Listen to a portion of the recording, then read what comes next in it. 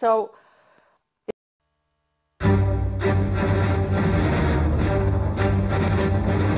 Big Brother, mainstream media, government cover-ups.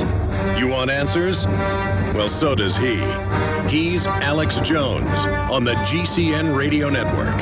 And now, live from Austin, Texas, Alex Jones. I'll guarantee you it's an intelligence operation to infiltrate and set up these men. General who sent thousands of inappropriate emails to woman who reported harassment by Petraeus' mistress. You got the FBI spying on the CIA director. Give me a break, ladies and gentlemen. That's off the charts. We're going to be breaking that down with Dr. Steve Pieczenik coming up, getting his take on what's really going on. He personally knows Petraeus, goes to the CFR and called out General Dempsey. He said there wouldn't be an Iran attack because the Joint Chiefs had told Israel there wouldn't be.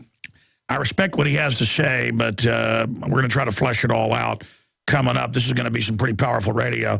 Gary in New York, you're on the air. Thanks for holding, sir. Are you celebrating Obama's victory?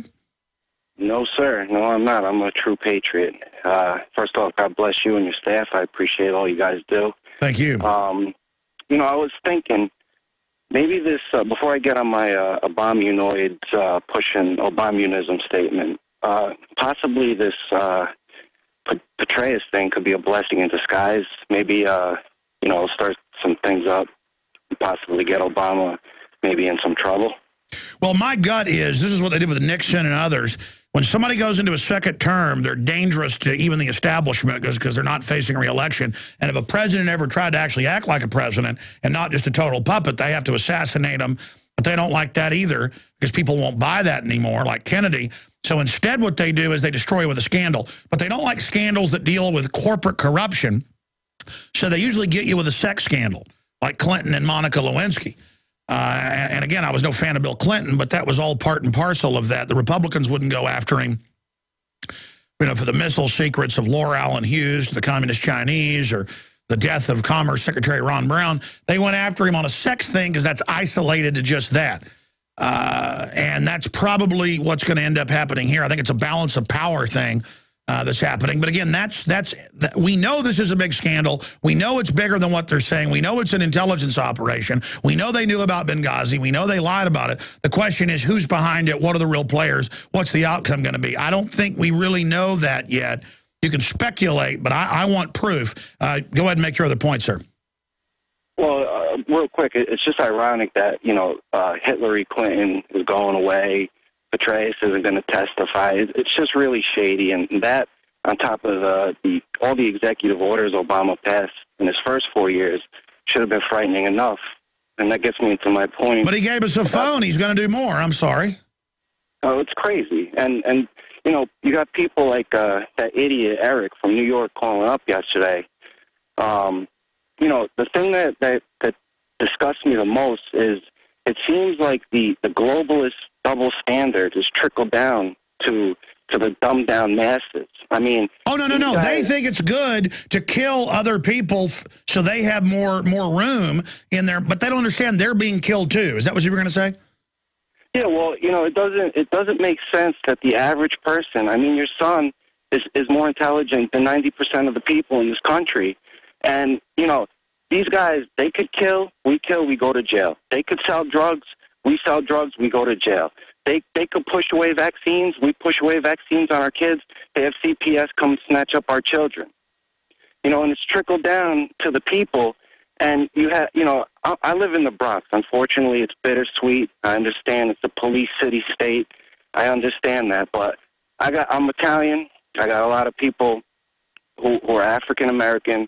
They're not dumbed down and ignorant. And people forget when Planned Parenthood was created, they used people who were the black faces of the society movements and used them to push their eugenics on the black society. And yet you have all these people, if you're white and you didn't vote for Obama, you vote for a white guy, you're racist. No, that's what's crazy is that I'm like, hey, they're killing half the black people in abortions. And the guy's like, I don't care, I love it. You're racist. And I'm like, so, I mean, I'm telling you, man, it's sick. Because I'm telling you, I've been around those type of people. We got a bunch of video clips of it. We're going to air it soon where there's black folks saying, yeah, kill the little nappy head black kids. because it's this idea of kill somebody, I'll get more. It's amazing. Have you ever wanted to generate your own supply of electrical power, even save money on your electric bill? If so, this is going to be the most important message you will ever hear. Solar power generators are now available. These emergency backup systems provide life-saving electrical power when you need it most. Unlike gas generators, a solar generator runs quietly, emits no fumes, and produces electricity from the sun. It's like having an electric power plant running quietly in your own home. Run sump pumps, shortwave radios, computers, and even keep your food from spoiling. Whether it's hurricanes, ice storms, brownouts, or blackouts, you'll never suffer through painful power outages again. And here's the best news. A remarkable fall truckload sale going on right now that gets you $1,700 in bonuses when you buy a solar generator. To find out why solar generators are the best generators and get $1,700 for doing so, go to falltruckloadsale.com. That's falltruckloadsale.com. Generate your own supply of electricity. Go to falltruckloadsale.com. That's falltruckloadsale.com. The Silver Lungs Generator is the only all-encompassing professional-class product for producing endless colloidal and ionic silver solutions right from the convenience of your home. With recent regulations threatening the sale of silver-based supplements, now you can secure yourself and your family by producing your own silver solutions anywhere, anytime. You can have the peace of mind knowing that you can create endless supply of silver anytime, anywhere, for any application. The Silver Lungs Generator is a one-time purchase that requires no maintenance nor replacement parts for the life of the unit. This product was designed to be an invaluable part of your vital preparations. For a detailed report on the differences between ionic silver, colloidal silver, and what most silver solution manufacturers are producing, please visit our website at www.silverlungs.com for more information on why you should be producing your own silver solutions right from your home forever. Strategic relocation is a systematic way to think strategically in the future about how do I safeguard. Renowned author and expert Joel Skousen. The U.S. isn't building huge underground bases and bunkers because of some terrorist threat. They know that a massive nuclear attack is coming. They want that attack to come. Joel Skousen is renowned as one of the world's foremost experts in strategic relocation and the securing of your home. What I tell people is that you do have time. We talk about natural disasters, the health environment, we talk about pollution, the water quality. My personal experience about being in every one of these states, most people won't even be ready and won't be able to get out of town because there'll be absolute panic. There is no preparedness without strategy. This Christmas, give the gift of preparedness. Strategic Relocation, the film, with Joel Skousen and Alex Jones. Available only at InfoWarsShop.com or by calling 888-253-3139. We now take you live to the Central Texas Command Center in the heart of the resistance. You're listening to The Alex Jones Show.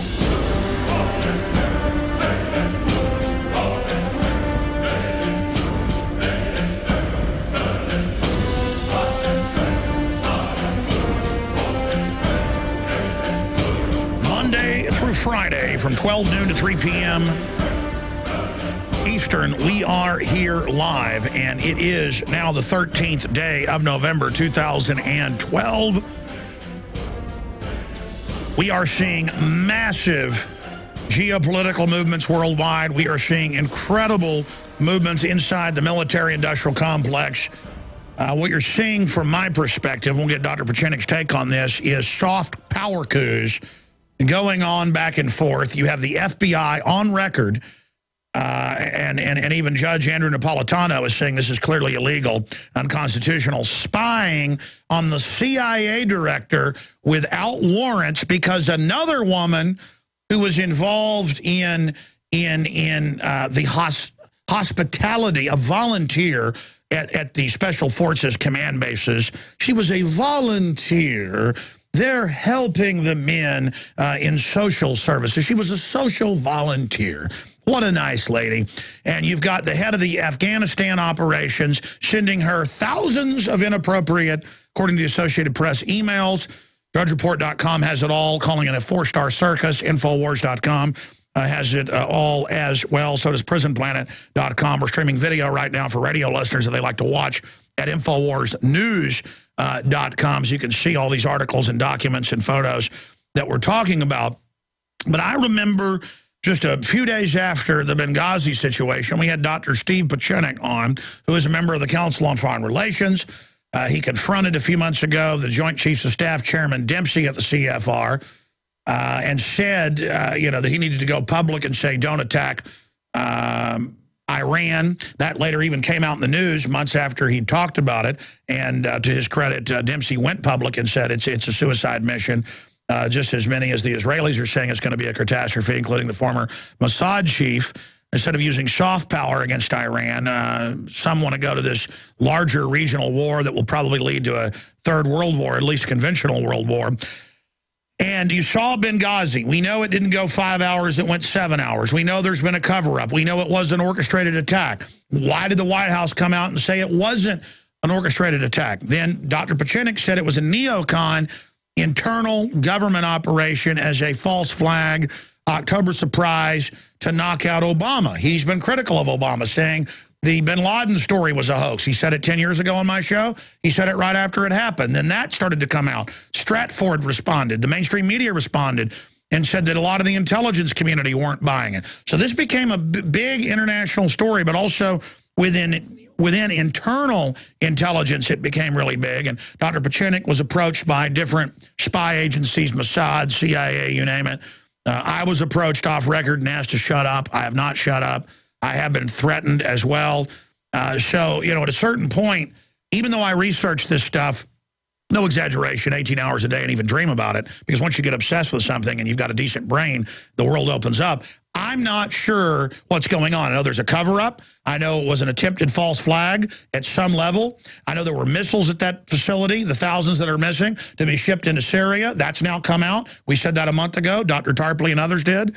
We know that the ambassador was starting to become critical of what was happening. That's since been confirmed. Pieczenik said that. So that backs up some of what he's saying. But I don't get, and we're going to walk through this here today, I want him to give us the big picture first and simplify it, then get into more details. I don't get if it's some type of internal false flag, October surprise against Obama, because certain power structures wanted in, to control the military-industrial complex trough, and wanted a hot war against Iran. Why Obama stood down, why he lied about it, why he gave the press conferences, why the U.S. ambassador to the UN, Rice, said on all the different news shows that Sunday after it happened, the day after, that it was just a protest gone wrong. Why the cover-up if it was a black op against him?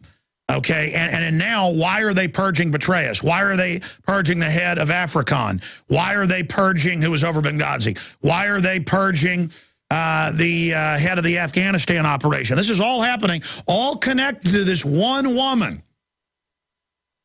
Is this woman a operative? Is this woman what they call a honeypot? That's a question we're going to ask. And Dr. Pieczenik, again, is an MD, PhD, an American psychiatrist, trained and served under Kissinger, former State Department official, author, and publisher. He, of course, has written co-written many of the Tom Clancy books. Have been turned into major movies and TV shows and series. He's a critically acclaimed author of psychopolitical thrillers and co-creator of the best-selling Tom Clancy's Ops Center and NetForce, just to name a few. Trained in psychiatry at Harvard University, international relations at the same time. Only got to have 2 degrees at the same time. MIT. His novels are based on over 20 years' experience resolving international crises and hostage situations for the Department of State or for administration. StevePieczenik.com. I notice he's revamped and upgraded his site. Looks really good. And, of course, if you really look up his name, he's been involved in overthrows of governments, using psych warfare to get people to kill. You never talk about this on air, but the London Telegraph, he can correct me if I'm wrong, says that he tricked the communists into killing the Italian prime minister, things like that. So he's a serious guy. He joins us now. Sir, I know I've thrown a lot out there. That's what I do, so everybody kind of gets some of the pieces. I want to start with the big picture. You said that there were internal jockeying and things going on. I'd like to start with Petraeus and what's happening now, lead that into Benghazi, lead that into bin Laden, and what the power structure is doing right now with the internal tectonic fissures. Dr. Pieczenik, thank you for joining us. Thank you, Alex, for having me on the show. Let me start with number one. Basically, what Petraeus is doing what all generals have done previously, is to basically fall on the sword of immolation, basically take himself out, because he probably did not agree with the decisions of General Dempsey, Fernando Center and what I call the choir boys, the people who are Donlin, Brannon, the president himself. What this really is a internal fight between what is the military culture, which was rising and something I encouraged, against the civilian culture, which was really dominated by the CIA, an antiquated CIA, and it's been a power structure fight for a very, very long time, over 20 years, probably starting with back to the Bush Sr., going through the Clinton administration, where you had two different types of cultures trying to dominate our foreign policy. And it was much more Machiavellian than anybody realized. It was behind the scenes. What you have is a CIA that's really dysfunctional, that is consisting of people who have never really been able to acclimate to the new world, to a world which has become more electronic, more precise, more incisive. And what happened is you have a lot of men who were in the 70s and 80s. Many of them were alcoholics who I treated. Many of them came out of the Catholic religion. I have nothing against Catholicism. People like Dempsey, who was chairman of Joint Chiefs of Staff, Brannon, Donilon, all of whom really were not very qualified to run anything other than a series of past failures. I'll give you an example. Brannon, who's now the counterterrorism head, was in charge of the towers that blew up in Saudi Arabia. He's a totally incompetent station chief who's been an advisor to not only Clinton, but went through Bush Jr., was involved in 9/11, the original 9/11, and has created a total series of false narratives that the CIA has been very not effective in doing, including the 9/11 Osama bin Laden story, the Osama bin Laden raid, which was false, and now it finally came to the confrontation of Benghazi. Benghazi is really the trigger point of the entire conflict between our U.S. military, which is a highly trained, very precise organization, which would not tolerate the ad hoc or the kind of willy-nilly efforts of the CIA to create all kinds of conflicts, and the incompetence of our civilian government, including Obama, including Hillary Clinton, who has had a history of men who have died all along her side, who've allowed men to die. Remember Foster?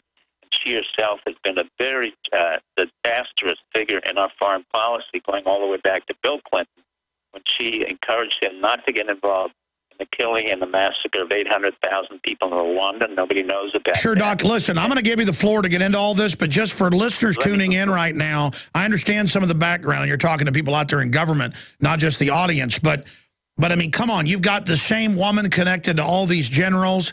You've got No, forget about the woman, Alex. What I want you to remember, all of this is what we call a cover story and a honey trap that doesn't really exist. Whatever the story is, we're talking about characters now, where the real bigger picture, you've got to pull back, Alex, for a minute. The real picture now is what happens when you have a military that was led by Petraeus taking over the CIA and saying that you're going to have to now not work loosey-goosey and out of control as you've been doing it for 20, 30 years, but you're going to be a militarized service. And so what happened, a lot of the CIA is no longer what we have civilians. We have really outsourced special forces who have been on contract. So basically our entire covert operations institution has been contract officers who make a lot of money, 250,000 ex-special forces. And we have the military, who's been standing by and being told what to do and to go into areas that they don't want to create wars. For example, in Libya, there was no reason whatsoever to take down Gaddafi. Absolutely no reason. There was no reason whatsoever to go into Libya, into Syria, to take down Syria. And so now it's purely about the payday, and if they continue this, even if there's a corrupt power structure, there's not going to be an America left if these mercenaries continue to get in the way of the real, national goals and national interest of this nation. That's correct. The mercenaries was a problem that was brought up to me by the general, the Special Forces general 10 years ago, when he asked me who did I think would be the next major enemies of the United States, and I said the mercenaries that we're creating. Okay, Doc, we got to go to break. Humor when we come back and recap what you're really saying happened in Benghazi, and then let's get into what's happening with Petraeus, because clearly the FBI and the Justice Department is now spying on generals without warrants. This is some type of internal battle coup operation. I want you to put it in layman's terms. Talk to me like I'm 6 years old, Doc. We'll be right back. Stay with us. We have witnessed 2 terrible storms in the east, but we are still in the eye of the perfect storm. The most devastating economic conditions since the Great Depression, America's worst drought in agricultural history, and now the economic results of the presidential election. This perfect storm is a huge threat to everyone's food supply. I just doubled down and got even more supplies from eFoods Direct, and I recommend you do the same. It's GMO-free with no hydrogenated oils and has a 25-year shelf life. It's time to get your own supply from eFoods Direct. I know I won't be standing in a bread line trading my freedom for food. I'm taking control of my future, and you're nuts if you don't do the same. Go to efoodsdirect.com/Alex to find the specials. And you can start with a holiday gift pack that's normally $80, now under $50. Remember, I can warn you, but I can't feed you. Call 800-409-5633 or efoodsdirect.com/Alex. Would you rather prepare 6 months too early or 1 day too late? 409-5633 or efoodsdirect.com/Alex.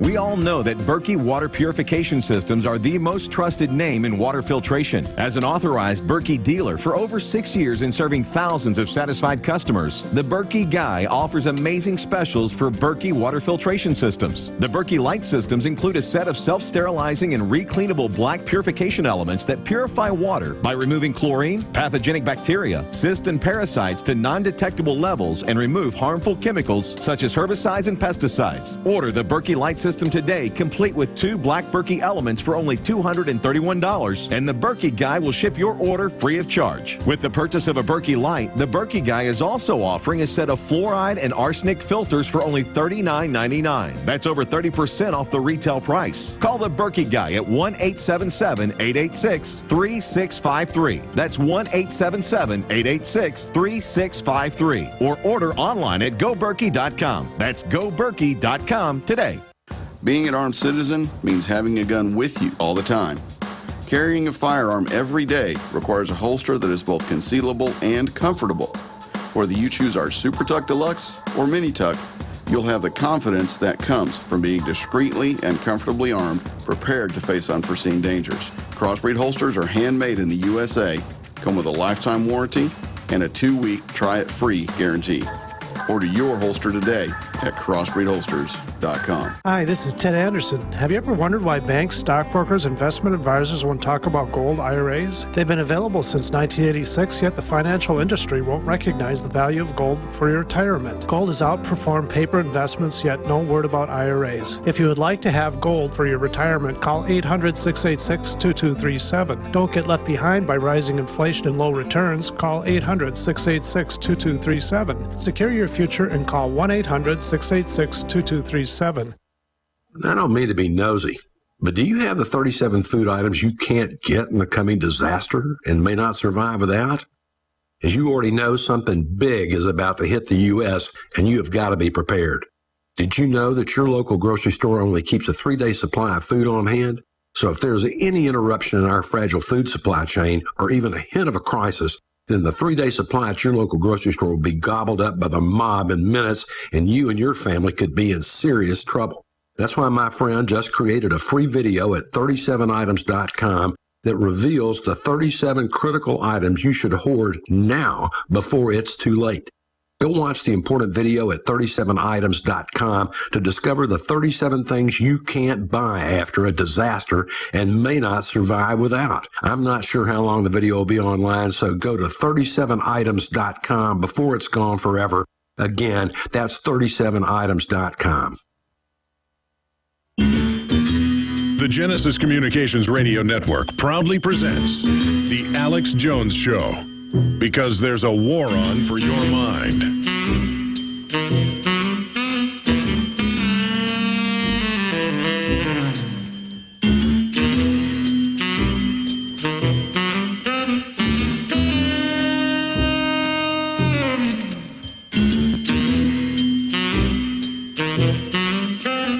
Okay, Dr. Steve Pieczenik is our guest. This is a short segment, long segment coming up.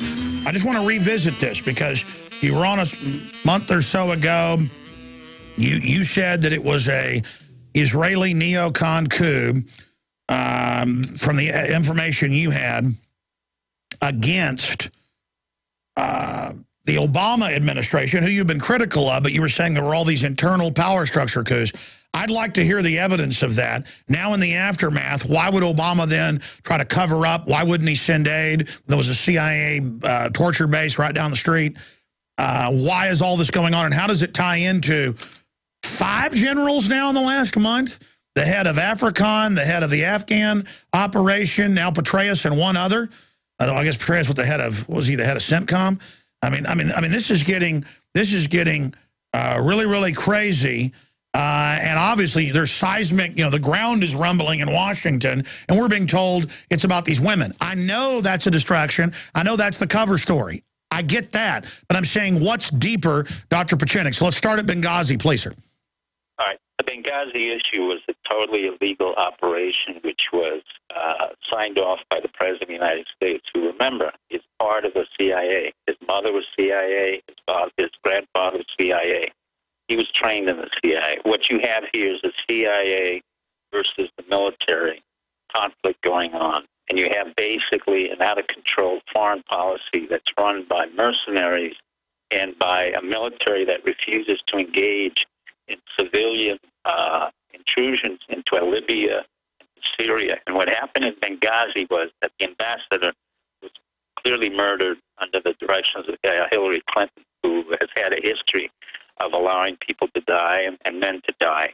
So the consulate was really used as a center for, as I said before, RPGs for torture. Now, they had the mercenaries, the SEALs, had several Libyan and other foreigners in the embassy and the consulate, which was used to torture these victims. And basically, this was a totally illegal operation, which did have a finding. When I say it's illegal, it means that it's illegal by the International Court of Law. It's illegal by using an embassy or consulate. It's an illegal usage. So what you have here is military fighting the CIA, basically, and the military coup that was beginning to say, we no longer want to we don't want to listen to the President of the United States. We're tired of listening to the Bushes. We're tired of listening to Obamas. We're tired of listening to Panetta, who really had no credibility. And we were tired of listening to Dempsey, who I had warned a month before, as I told you, the Council on Foreign Relations. Would you ever stand up to the President of the United States? And in his lilting Irish kind of leprechaun evasiveness, he gave me such bullshit. I would have fired him then and there. But the real issue was that General Hom, the Rear Admiral in charge of a carrier task force, were watching their own men being killed in a place where illegally the operation was not legal, but nevertheless, these were their soldiers, their special forces, and all over the world. We could monitor this for 8 hours. And and you said this a month ago. They had 2 drones over. So why don't the generals come out and say, you made us stand down and go public? Because if what you're saying is right, and I agree that's where this is pointing, then they're going to end up killing these guys before they can come out and blow the whistle. Let me tell you, Alex, why. Because we have created, and this is why it's important for our public to understand, and I've said it for a long time, we have created a general corps that is not consistent with what we had in World War II, when we had a George Marshall who would fire 600 generals in minutes and in hours because they would not stand for it. And instead of standing down, they should have never stood down. Ham should never have stood down. The Rear Admiral should never have stood down. None of them should have stood down, because the SEAL teams that were in there, and the special forces that were in there, were told that they would have overhead cover when they marked the entire consulate to say, look, we have to blow this up. And instead, what we've had is a military which has wanted to assert power, has backed down because of several reasons. Number one, America has to understand our military now is a non-functional military. It is filled with generals who have never really been in war, who are really concerned about getting more medals and more positions, but have never asserted their aggressiveness or their warlike attitudes, which they should have. And basically, they're making $3 million when they leave the government and they go on to go to Elm Street. So okay, break it down. This is riveting and it makes sense, and you did call it early on. I'm saying our military has been dysfunctional for the past 20 to 30 years. However, we developed a small core of generals whom I've worked with, whether it was Petraeus or others. Okay, stay there, Doc. We got to go to break. Satellites cutting in. Here we go. We're on the march. The empire's on the run. Alex Jones and the GCN Radio Network. Have you ever wanted to generate your own supply of electrical power, even save money on your electric bill? If so, this is going to be the most important message you will ever hear. Solar power generators are now available. These emergency backup systems provide life-saving electrical power when you need it most. Unlike gas generators, a solar generator runs quietly, emits no fumes, and produces electricity from the sun. It's like having an electric power plant running quietly in your own home. Run sump pumps, shortwave radios, computers, and even keep your food from spoiling. Whether it's hurricanes, ice storms, brownouts, or blackouts, you'll never suffer through painful power outages again. And here's the best news, a remarkable fall truckload sale going on right now that gets you $1,700 in bonuses when you buy a solar generator. To find out why solar generators are the best generators and get $1,700 for doing so, go to falltruckloadsale.com. That's falltruckloadsale.com. Generate your own supply of electricity. Go to falltruckloadsale.com. That's falltruckloadsale.com. We have witnessed 2 terrible storms in the east, but we are still in the eye of the perfect storm. The most devastating economic conditions since the Great Depression, America's worst drought in agricultural history, and now the economic results of the presidential election. This perfect storm is a huge threat to everyone's food supply. I just doubled down and got even more supplies from eFoods Direct, and I recommend you do the same. It's GMO-free with no hydrogenated oils and has a 25-year shelf life. It's time to get your own supply from eFoods Direct. I know I won't be standing in a bread line trading my freedom for food. I'm taking control of my future, and you're nuts if you don't do the same. Go to efoodsdirect.com/Alex to find the specials. And you can start with a holiday gift pack that's normally $80, now under $50. Remember, I can warn you, but I can't feed you. Call 800-409-5633 or efoodsdirect.com/Alex. Would you rather prepare 6 months too early or 1 day too late? 409-5633 or efoodsdirect.com/Alex. Millions of people are going to get sick this winter from colds, flus, and other illnesses. Make sure you're not one of them. Supernatural Silver is a new technology that is highly effective against the germs, bacteria, and fungus that can breed in your chest, throat, and sinuses. Kill off these germs and allow your immune system to become stronger with Supernatural Silver. A powerful new silver solution that is several hundred times more effective than colloidal or ionic silvers. Supernatural Silver can be taken daily for prevention and will not create resistant bacteria. It is non-toxic and is proven to be effective against many of the most serious diseases out there today, such as resistant staph, strep, pneumonia, viruses, and flus. Supernatural Silver is a safe and effective way to fight pathogens where antibiotics and other drugs fail. Have it on hand for any emergency. Go to www.supernaturalsilver.com today and use the promo code AlexSays for 20% off and like us on Facebook. I have sworn upon the altar of God eternal hostility against every form of tyranny over the mind of man. Thomas Jefferson. It's Alex Jones on the GCN Radio Network.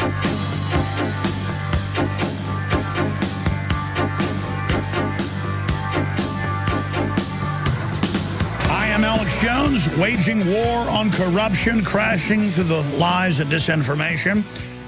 I have traveled around the world, and I'm telling you the United States is one of the best places to live, and my ancestors have been here on the Mayflower, and even longer. I'm part Native American, and I don't want to see my republic go into a complete tyranny.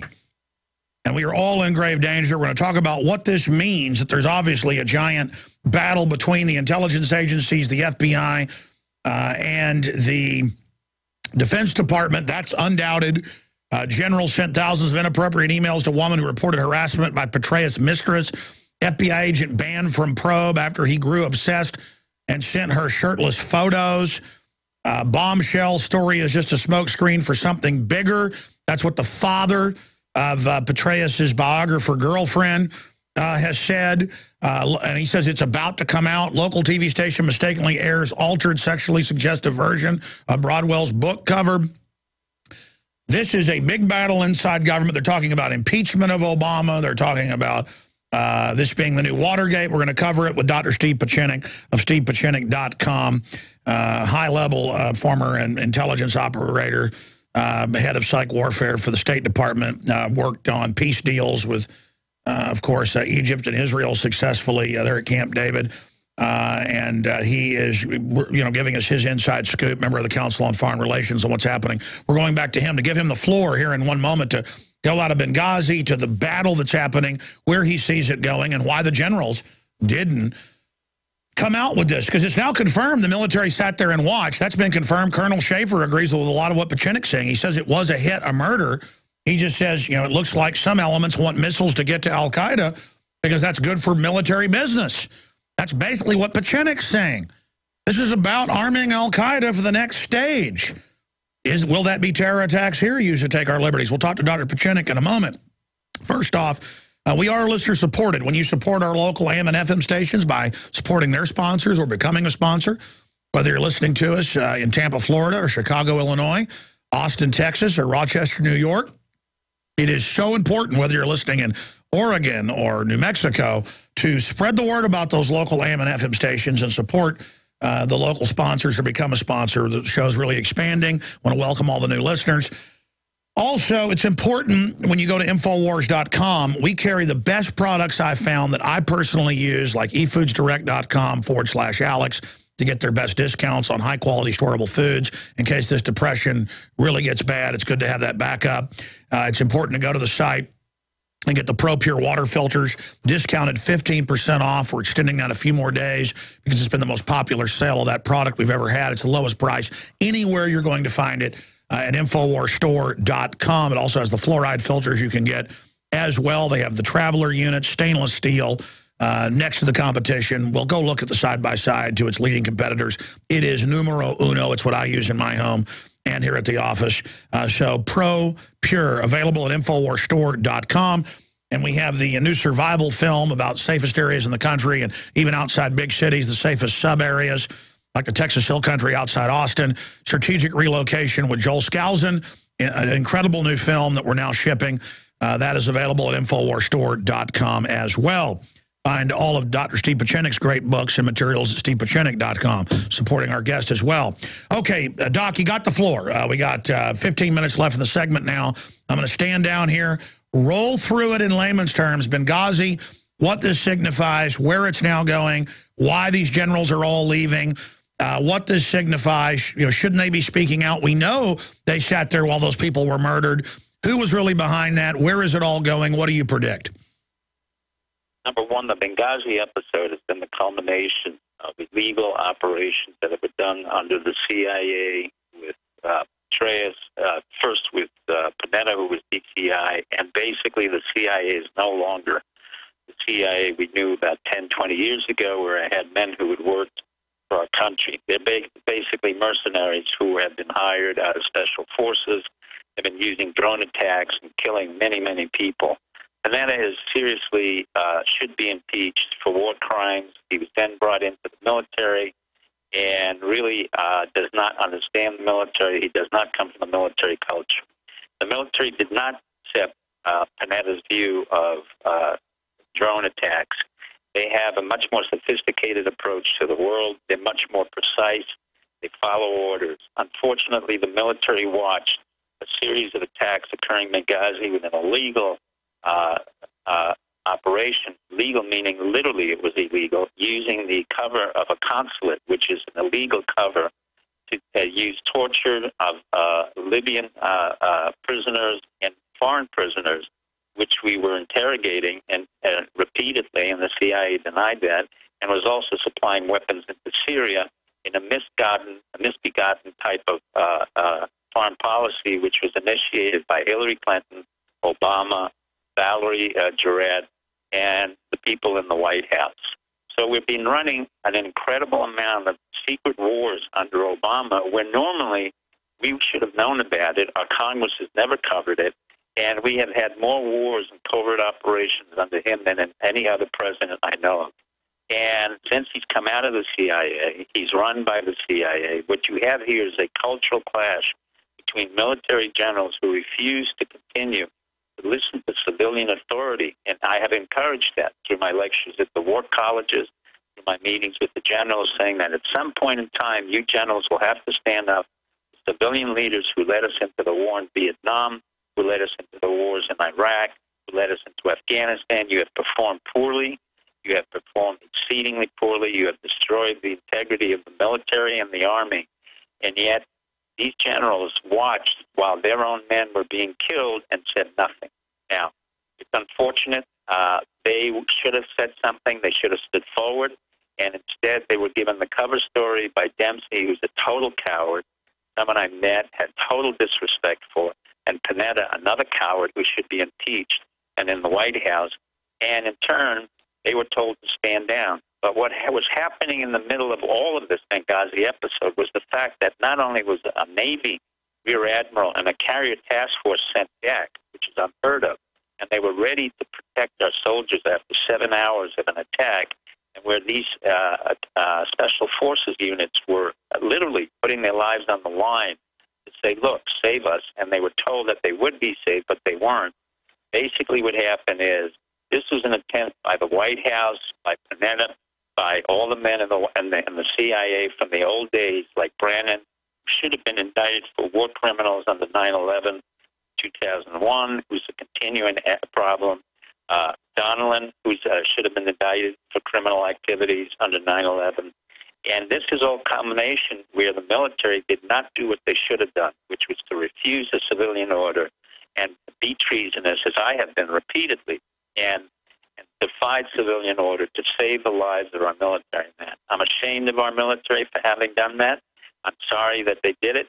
But basically what's happened is that there was a fear in the White House, and a correct fear, that part of what I had been doing and others had been doing was to develop a military corps of generals, which Petraeus was part of, say that we will no longer follow civilian orders, meaning that the civilians who've come to power, our presidents, Bush Jr., Clinton, and Obama, really know nothing about foreign policy. And the people who they picked, Susan Rice, Hillary Clinton, Samantha Powers, Brandon, all of these people are incompetent. They've had a history of incompetence, and they're ideologues. And they basically wanted to go into countries like Libya and overthrow Gaddafi, who was our ally for years, and create stories that really were not even rational, and claim that we would create an Arab Spring when, in fact, they had no solution as to what that meant and where that was going.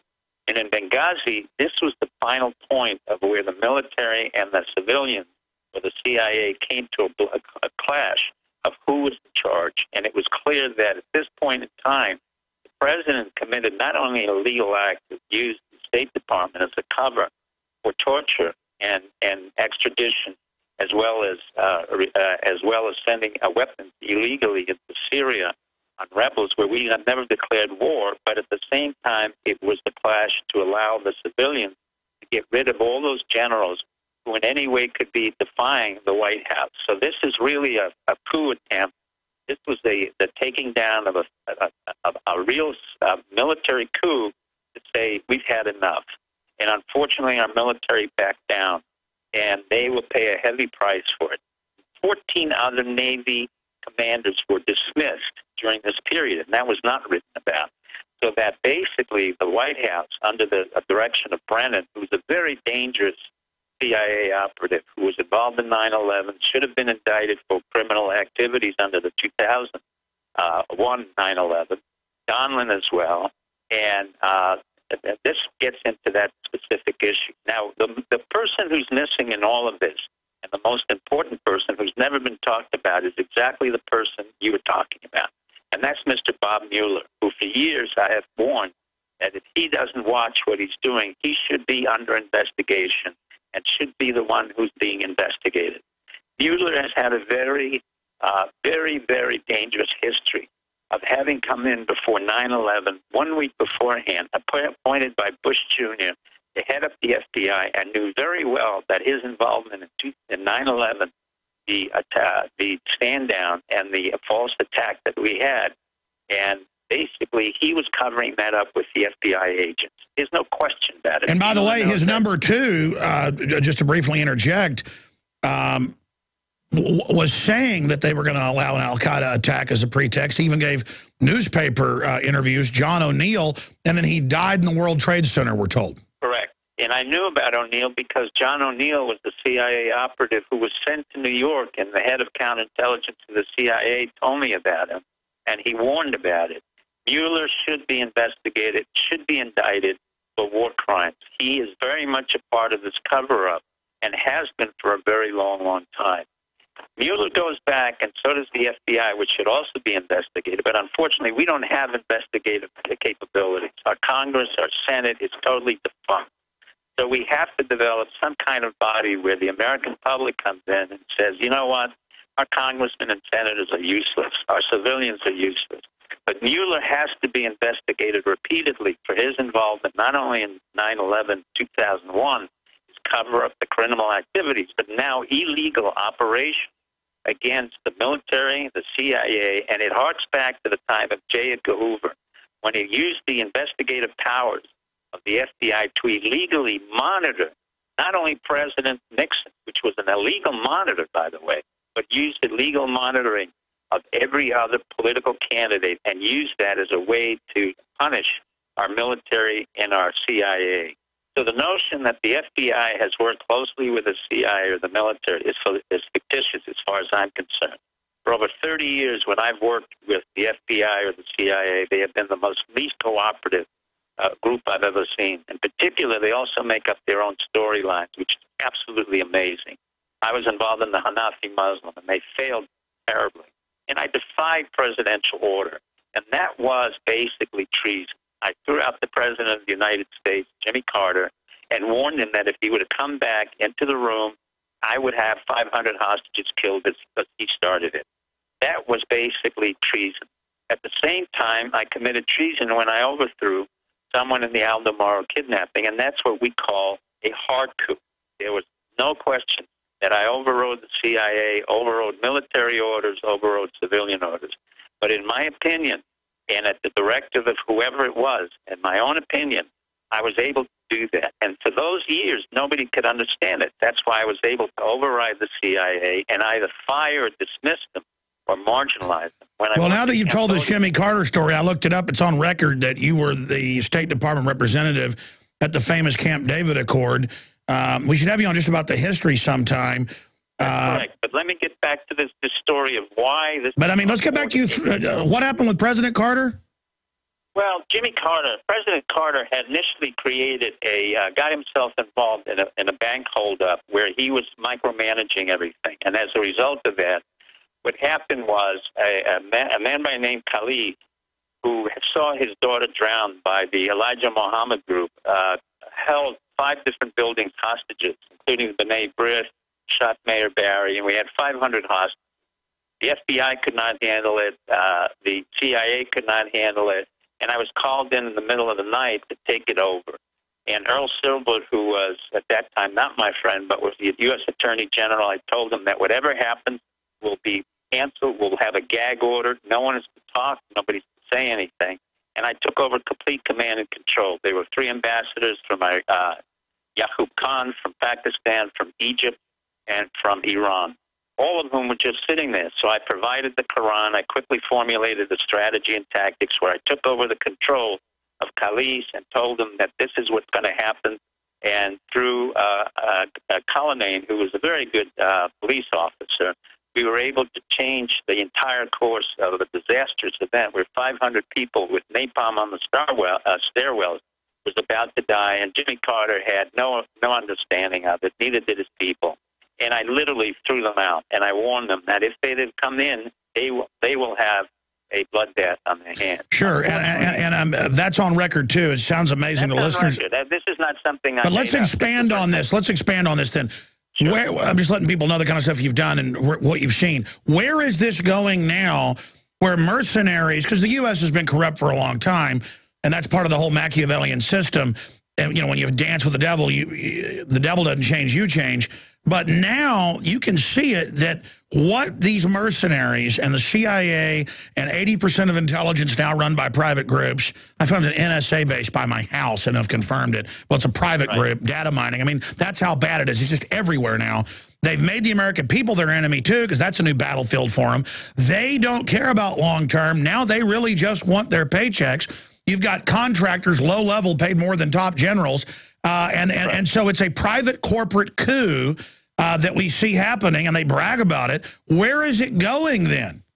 Well, it is going into a major confrontation with our military, because for every mercenary who basically was either ex-special forces, receives $250,000, and you put in a special forces legal soldier next to him, and he's only making $40,000 or $50,000, you're going to get real conflicts. And I remember telling General Schumacher, the head of special forces and the head of the Army, 10 years ago, that our major enemy within 5 to 10 years, and it's right now about Benghazi, will be those mercenaries under L3, under Northrop Grumman, under all the companies that have been outsourced. And Panetta has been one of the greatest users of these L3 communications, as has the CIA. By the way, they plan to use L3 domestically for civil unrest. They got a giant training base here in Texas. Stay there. I want to come back then and just zero in.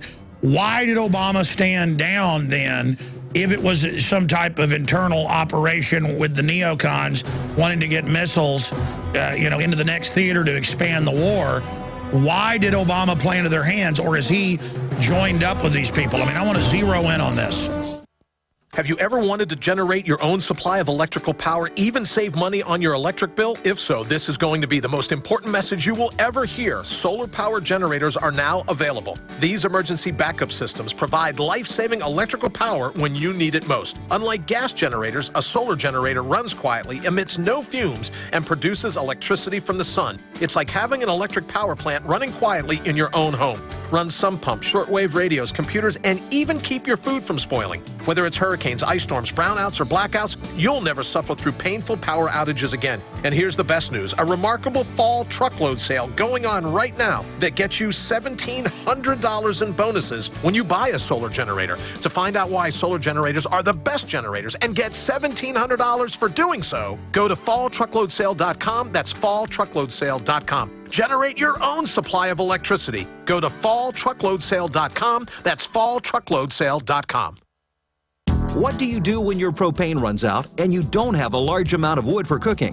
That's when you need a Grover rocket stove from StockStorage.com. The Grover rocket stove starts easily with any combustible material like junk mail, small twigs, leaves, weeds, or dry sagebrush. Then just add a small amount of kindling wood and you'll be cooking entire meals in minutes. Grover rocket stoves are made right here in the USA and are built to last a lifetime using heavy-duty thick-gauge steel and are painted with high-temp paint to withstand heat. Go to StockStorage.com and see 3 great Grover rocket stoves, stainless steel, heavy duty, or our original Grover rocket stove for only $135 and get free shipping to the lower 48. For phone orders, call 801-361-6984 or go to StockStorage.com. That's 801-361-6984 or StockStorage.com. The original Grover rocket stove minimal wood use cooking stoves, available exclusively from StockStorage.com. Hello, this is Ty Bollinger, author of the best-selling book, Cancer, Step Outside the Box. I want you to know some very important information. In 1985, President Ronald Reagan requested that Carnivora be sent directly to the White House at a time when only the president could obtain this world-class healer. Now, 27 years later, Carnivora capsules are used around the world to keep people healthy. Now you can protect yourself and your loved ones in this age of superbugs with 17 naturally occurring compounds that instinctively respond to abnormal cells only without harming a single normal cell. If you want to stay healthy, now's your chance to literally wake up your critical immune cells to attack harmful invaders that don't belong in your body. Call 1-866-VENUS-FLY or order from Carnivora.com. That's Carnivora.com. That's 1-866-836-8735, 1-866-VENUS-FLY, or visit Carnivora.com. Protect your immune system. It's the only one you've got.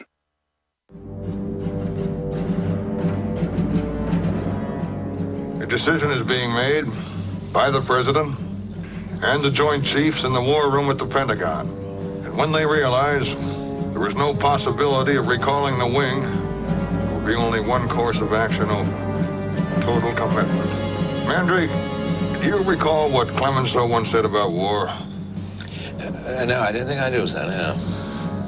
He said war was too important to be left to the generals. When he said that, 50 years ago, he might have been right. But today, war is too important to be left to politicians. They have neither the time, the training, nor the inclination for strategic thought. Resistance to tyrants is obedience to God. It's Alex Jones.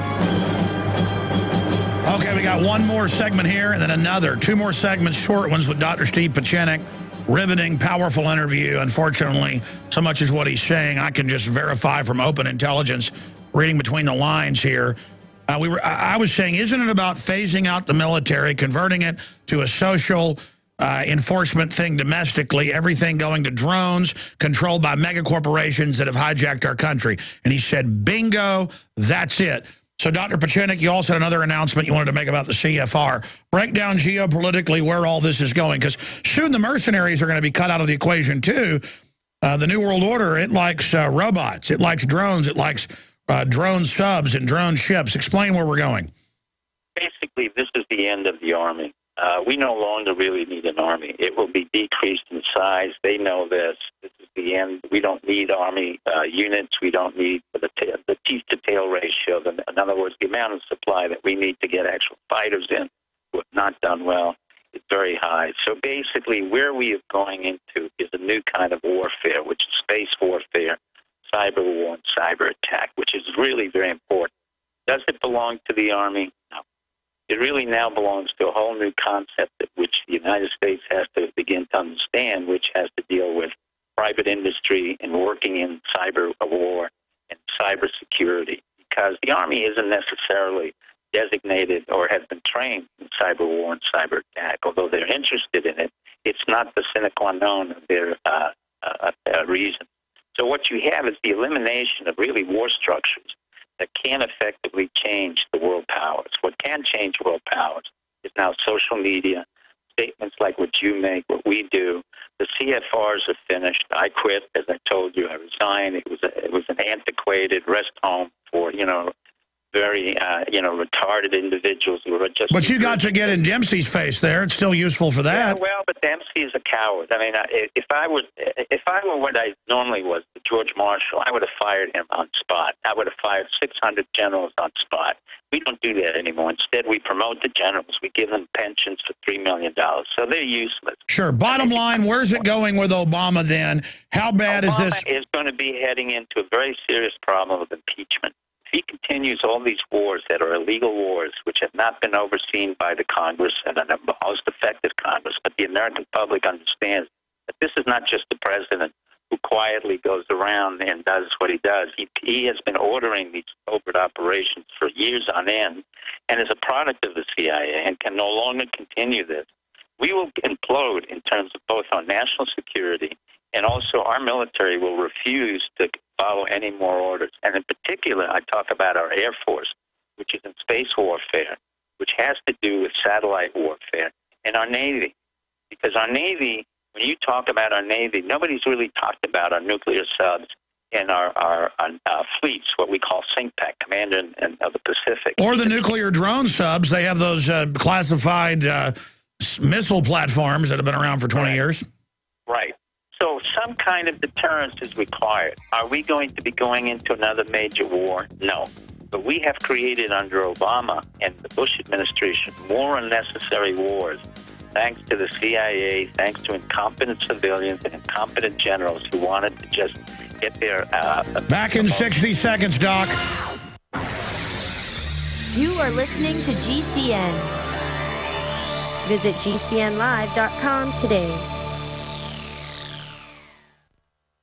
Alex Jones here with a very important announcement for truth seekers. We've carried a lot of amazing films and books over the years on the online video bookstore at Infowars.com. And out of all the titles we've carried, one stands out because it is just so chillingly convincing. And that's Dreams from My Real Father by Joel Gilbert, available at Infowars.com. This film exposes the fraud that Obama is like nothing I've seen. If you want to know who Obama's real daddy is, this is the film for you. Don't forget, your purchase supports our broadcast and our growing media network. You'll also find at InfoWarsShop.com None Dare Call a Conspiracy by Gary Allen, the book that woke me up. We're also carrying Behind the Green Mask, UN Agenda 21 by Rosa Corey. This book is coffin nails to the globalist takeover. The The Greater Good, the most professional and up-to-date film I've ever seen exposing the scourge that is vaccines. These titles and a lot more are all available at InfoWarsShop.com. Waging war on corruption. Alex Jones on the GCN Radio Network.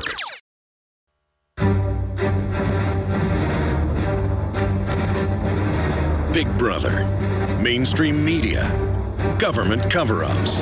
You want answers? Well, so does he. He's Alex Jones on the GCN Radio Network. And now, live from Austin, Texas, Alex Jones. Wow, we were just talking about space-based weapons and how advanced they really are with Dr. Pachenik. Okay, we got 5 minutes, Doc, and Larry Pratt's coming up, folks, on the assault on the Second Amendment. Government is getting more and more corrupt, more and more out of control. Look at the Secret Service and the hookers, all of it. They've got all these super weapons, but they're starting all these wars. They're trying to convert America to the police state. What's the establishment's grand plan, and is there any way to turn it around in your view, Dr. Pachenik?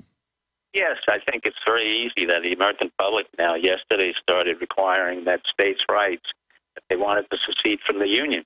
I think this is something I wrote about 10, 20 years ago in State of Emergency, that the federal government has lost its legitimacy across the board, on the civilian side, legislative, executive, judicial, on the military and the intelligence side. It is no longer a legitimate body of our republic. It has become a serious problem to our republic and the sustaining of the ability of the republic to remain. So therefore, the question becomes, does the republic really have legitimacy? And the answer is no. The federal government has lost its legitimacy, and I think those who are requiring and asking for states' rights, I think are right. I wrote about it in the State of Emergency when I said state after state will fight over water resources, and that from now on, our country has to be concerned about domestic issues, taking care of our veterans, taking care of people's jobs, making sure that we grow domestically and not fund some military-industrial complex that General Eisenhower, one of our greatest generals, said we no longer need, is dangerous, and at the same time warned the CIA that they would create a legacy of ashes. His words have come back to resonate 40, 50 years later. We have to decrease and eliminate most of our military across the board, just as George Marshall did when he fired 600 to 700 generals in one day. Eisenhower kept firing them until young men who were 26 and 27 were division commanders. We don't need an army anymore. We have space warfare. We have cyber war. We don't need that. And the notion that we really need is the greatest national security problem we have is our national debt. And the greatest problem in our national debt is that we're not really developing our own economic strength and force. And in doing that, we have to now get rid of those people who have committed the crimes against the state. Number one is Mueller. I think Mueller should be brought forth more than anybody else and investigated for what he has been investigating. Number two is the CIA, and they should be eliminated completely. Number three, the generals, about 300 to 400, should be dismissed right away and taken down to the simplest core of special forces. Number four, I think everybody involved in this Benghazi attack, from Hillary Clinton, should be indicted for war crime. The president should be possibly impeached. Every one of the men in the White House, Donlin, Brannon, particularly should be impeached and indicted, and as well as the Clapper and the DNI, which is totally useless. And General Dempsey should be court-martialed. That's my opinion. I think that's what's going to happen. I think the American public is sick and tired of corruption, of excuses, of lies. And throughout the world, we have been the only country that has lived through those lies and have been able to break through them. The American public is not stupid, and they will not tolerate that. But the lies of 9/11 have come back, of 2001, to recapitulate again the lies in Benghazi of 9/11. Congress needs to wake up, but it represents nothing. Congress is now a dead body, has very little legitimacy. The White House has very little legitimacy. And so all we have is giant organized crime syndicates battling for taxpayer money. And that's why they want to keep raising taxes to get more corporate welfare. And they plan on using the giant welfare hordes as the political muscle to vote the middle class's money directly into the bankers' hands, while the dumbed-down welfare queens drool, demanding more goodies. I think it goes back to the original statement I made 10 years ago on your first show, which said we needed a revolution. The revolution doesn't have to be violent. It has to be one which takes down the totally corrupt White House, totally corrupt Congress, totally corrupt judicial system, totally corrupt FBI. Secret Service is totally corrupt. It's time to restore the republic. Dr. Pachinik, let me say bye to you during the break. Thank you so much, stevepachinik.com. Thank you. I'm Alex Jones of Infowars.com. Sick of the globalists, eugenicists, control freaks adding poison to your water and laughing as you get sick and die? Start purifying your water with ProPure. My friends, I've done a lot of research, and the best gravity filter out there, bar none, is ProPure. And it's available discounted at Infowars.com. Its filters are silver impregnated to prevent bacterial growth. There's no priming required. It's NSF 42 certified. Optional fluoride filters can reduce fluoride up to 95%. Easy to set up and use. Doesn't require electricity. Purify water from lakes, streams, ponds, and wells. This filter system leaves in beneficial minerals, which is key. Save money by not buying bottled water and avoid BPA that leaches from the plastic. ProPure is the best gravity-fed filter out there. It's what my family uses. Infowars.com already has the lowest price on ProPure. But if you add the promo code WATER at checkout, you get an additional 10% off at Infowars.com. You can also call to order 888-253-3139. Have you ever wanted to generate your own supply of electrical power, even save money on your electric bill? If so, this is going to be the most important message you will ever hear. Solar power generators are now available. These emergency backup systems provide life-saving electrical power when you need it most. Unlike gas generators, a solar generator runs quietly, emits no fumes, and produces electricity from the sun. It's like having an electric power plant running quietly in your own home. Run sump pumps, shortwave radios, computers, and even keep your food from spoiling. Whether it's hurricanes, ice storms, brownouts, or blackouts, you'll never suffer through painful power outages again. And here's the best news. A remarkable fall truckload sale going on right now that gets you $1,700 in bonuses when you buy a solar generator. To find out why solar generators are the best generators and get $1,700 for doing so, go to falltruckloadsale.com. That's falltruckloadsale.com. Generate your own supply of electricity. Go to falltruckloadsale.com. That's falltruckloadsale.com. If you want an American company with American products made by Americans, here is the Cal Ben Soap Company. Alex and his staff have used these pure soap products for years. These all-natural soaps are made from the highest quality vegetable and coconut oils that are earth-friendly and safe. See them on the web at 5starsoap.com or call 800-340-7091 for a free catalog.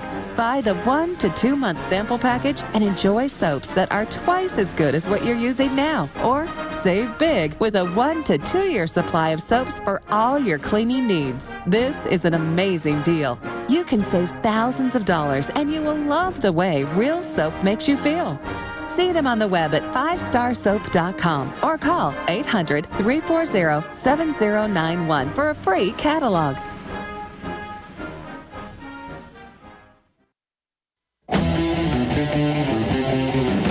Defending the Republic from enemies, foreign and domestic.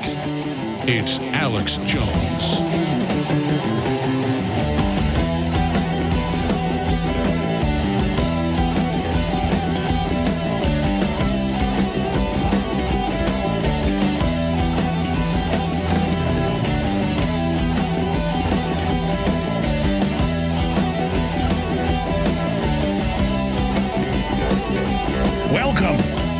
To another live hour of the Alex Jones Show. And I think you guessed it, I am Alex Jones. I know we've got a lot of new listeners tuning in every day as the broadcast continues to explode. Well, the bugle has sounded. The charge has begun. Obama is not facing re-election. He has the power of the executive order. He has shown he'll use it like no other president. And he, as a state senator and U.S. senator, we did this in a report last week, read the quotes from the voter guides there in Illinois. He said he believes in the abolition of private ownership. He believes in a total ban of guns. You see Chicago, total ban. You see New York, total ban for the general public. If you're kind of the mafia-connected bigwigs, they can get, armed guards or whatever. The mercenaries, they're always allowed to have their guns. The UN's above the law. They can rape and kill whoever they want, get diplomatic immunity in any city. So that's what it's all about. The government massing weaponry against us, private mercenaries, but we can't have anything. And Obama has said he wants the assault weapons ban back. And Dianne Feinstein, as you know, has said that means physical. She wants California style, where you have to turn them in. She wants gun shows shut down. Again, I did a 20-minute special report last week titled, Proof Obama is Coming for Your Guns. But I thought we should get Larry Pratt on for about 40 minutes or so, and then we'll go to your phone calls, those of you that are holding, and get into some of the economic news that I have not gotten into yet in any detail that we need to cover. But, I mean, this is just from last year and again this year. ATF to accept public comments prior to outlawing shotguns. And then you go, they have a link in the Greeley Gazette. This should have been national news. To the ATF, and they said, we're going to have a rulemaking saying we're going to ban most shotguns, 60+% made in the last decade, that can take a clip, that can be converted to take a clip. Well, that's any gun that is semi-auto or pump that you load in the bottom. That's pretty much all my shotguns. So it's not just law. They're suing gun manufacturers. Bloomberg, who also wants to tell you what you could eat and drink. These are control freaks. They want us to live like folks in Chicago and New York with 6-7 locks on our doors. The great people in New York and Chicago not allowed to defend themselves. This is mafia government. We're on the air, by the way, in Chicago. We've had folks call in saying they wish they could have guns. Almost impossible to get one. And they harass people statewide there. But those cities is where they really restrict it. California, highly restrictive. And if you look at a map of the world, most countries have banned guns outright. And they always follow the same pattern. So the plunge is happening now. And I know Larry Platt doesn't like to be alarmist, but what did Barry Goldwater say? Extremism and defense of liberty is no vice. So I really want him, pun intended, to hit him with both barrels, gunowners.org. He's the executive director of Gun Owners of America for over 30 years, needs no introduction. And again, the NRA's gotten better. I remember talking to Larry 12 years ago and saying, you've got to go after the NRA for their 68 Gun Control Act support, for their current support. And he finally started going after them a few years ago when they were basically saying, oh, we can have some, restriction. They've gotten a little better, but still Gun Owners is the place to keep the NRA honest. So all I can say is go sign up, become a member, get their free email alerts, gunowners.org, because we would have our guns basically banned if it wasn't for Gun Owners of America and you supporting them and many others. And it's just a fact. Understand, folks, we don't have a lot of allies, but the ones we've got are like big junkyard dogs in defense of the Republic. Larry, how bad is it? Because we know the former chief of staff at the White House said we're going to put you on a no-gun buy list. We know they're moving towards that.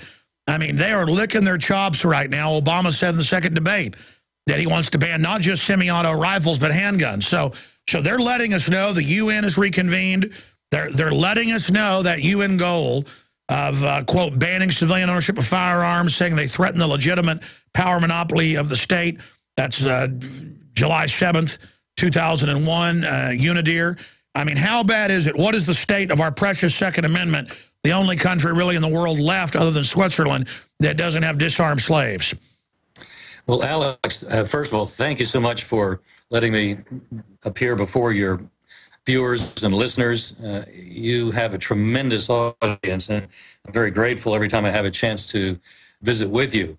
I don't think your concerns are misplaced. I think this president showed us during the time when he still had to face re-election that he didn't have any basic problems, certainly no moral objection to ruling illegally and to ruling unconstitutionally. And his use of the executive order is something like perhaps 10 times what George Bush's was, and his was quite a bit more than those before him. So we have seen government growing like a metastatic cancer here in Washington, and its enclaves all around the country, and I suppose around the world. It's just stunning to me that we have reelected a man who really doesn't give a rip about his oath of office. Whatever he understands by the Constitution isn't what the founders understood. And so I think we're in for, as you're indicating, a real of time. I would have no surprise if the president were to have his Department of Justice issue an edict to gun stores who are ultimately under them through the Bureau of Alcohol, Tobacco, Firearms, and Explosives, which is part of the Department of Justice, telling their dealers, you'll lose your license after, maybe 30 days from now, if you sell another handgun that has a caliber bigger than .380, or if you sell a long gun, rifle or shotgun, that accepts a high-capacity magazine. And as you indicated, that's probably most of your shotguns. And any rifles you might have might also fit that same description. It's going to hit, if he were to do something like that, in a way that the dealers would have no choice, because unconstitutionally, they have to have a, right now, they have to have a permit, a license from the federales in order to be able to open a business and stay in business. And the day they pull that license from any dealer, he's out of business. He can no longer sell any of his guns to the general public. He's finished. And so if your livelihood depends on that unconstitutional scrap of paper, well, you're going to tend to do whatever you're told from Washington or else. And so I can see something like that happening. And by the way, it would probably make the UN so happy, because in countries where they do let you have a gun, my wife's from Panama, and their laws are rather similar to those of Latin America. If you can crawl over enough glass and you have enough connections and you finally get a permit, you'll be limited to a .380, and you won't be able to have any long gun that accepts a high-capacity magazine. So that would make us so much more responsible in the eyes of the rest of the world. You know that will be one of the arguments that, well, our good friends, if we're going to be a responsible citizen in the world community, these are the kinds of conditions that we will have to impose upon ourselves in order to be a good neighbor in the international community. Barf. I'm afraid that's what's coming down. And there's two ways that I think we can try to deal with this. One is that there are a small number of representatives coming to the Congress, the likes of which there have never been in my memory. Maybe if I go back to John Ashbrook, somebody like that was a very outspoken conservative and died mysteriously in a Senate campaign years and years ago. But for the recent past, we've had nobody like Steve Stockman, who just got elected from a district outside of Houston to the east and to the north, and Jackie Walorski in the northwest corner of Indiana. These two have a history that tells me, and since I know them personally, I'll just describe them, but I understand there may be a handful of others coming with the same steel backbone that these two have. When Stockman was in Congress for his one term with the class of '94, he introduced a bill to overturn the recently enacted Clinton gun ban. And the Republicans were even more, if you will, gun shy than they are now. This was a controversial issue. They didn't want to touch it. I get where you're going. It's time to get on the offense or we're cooked.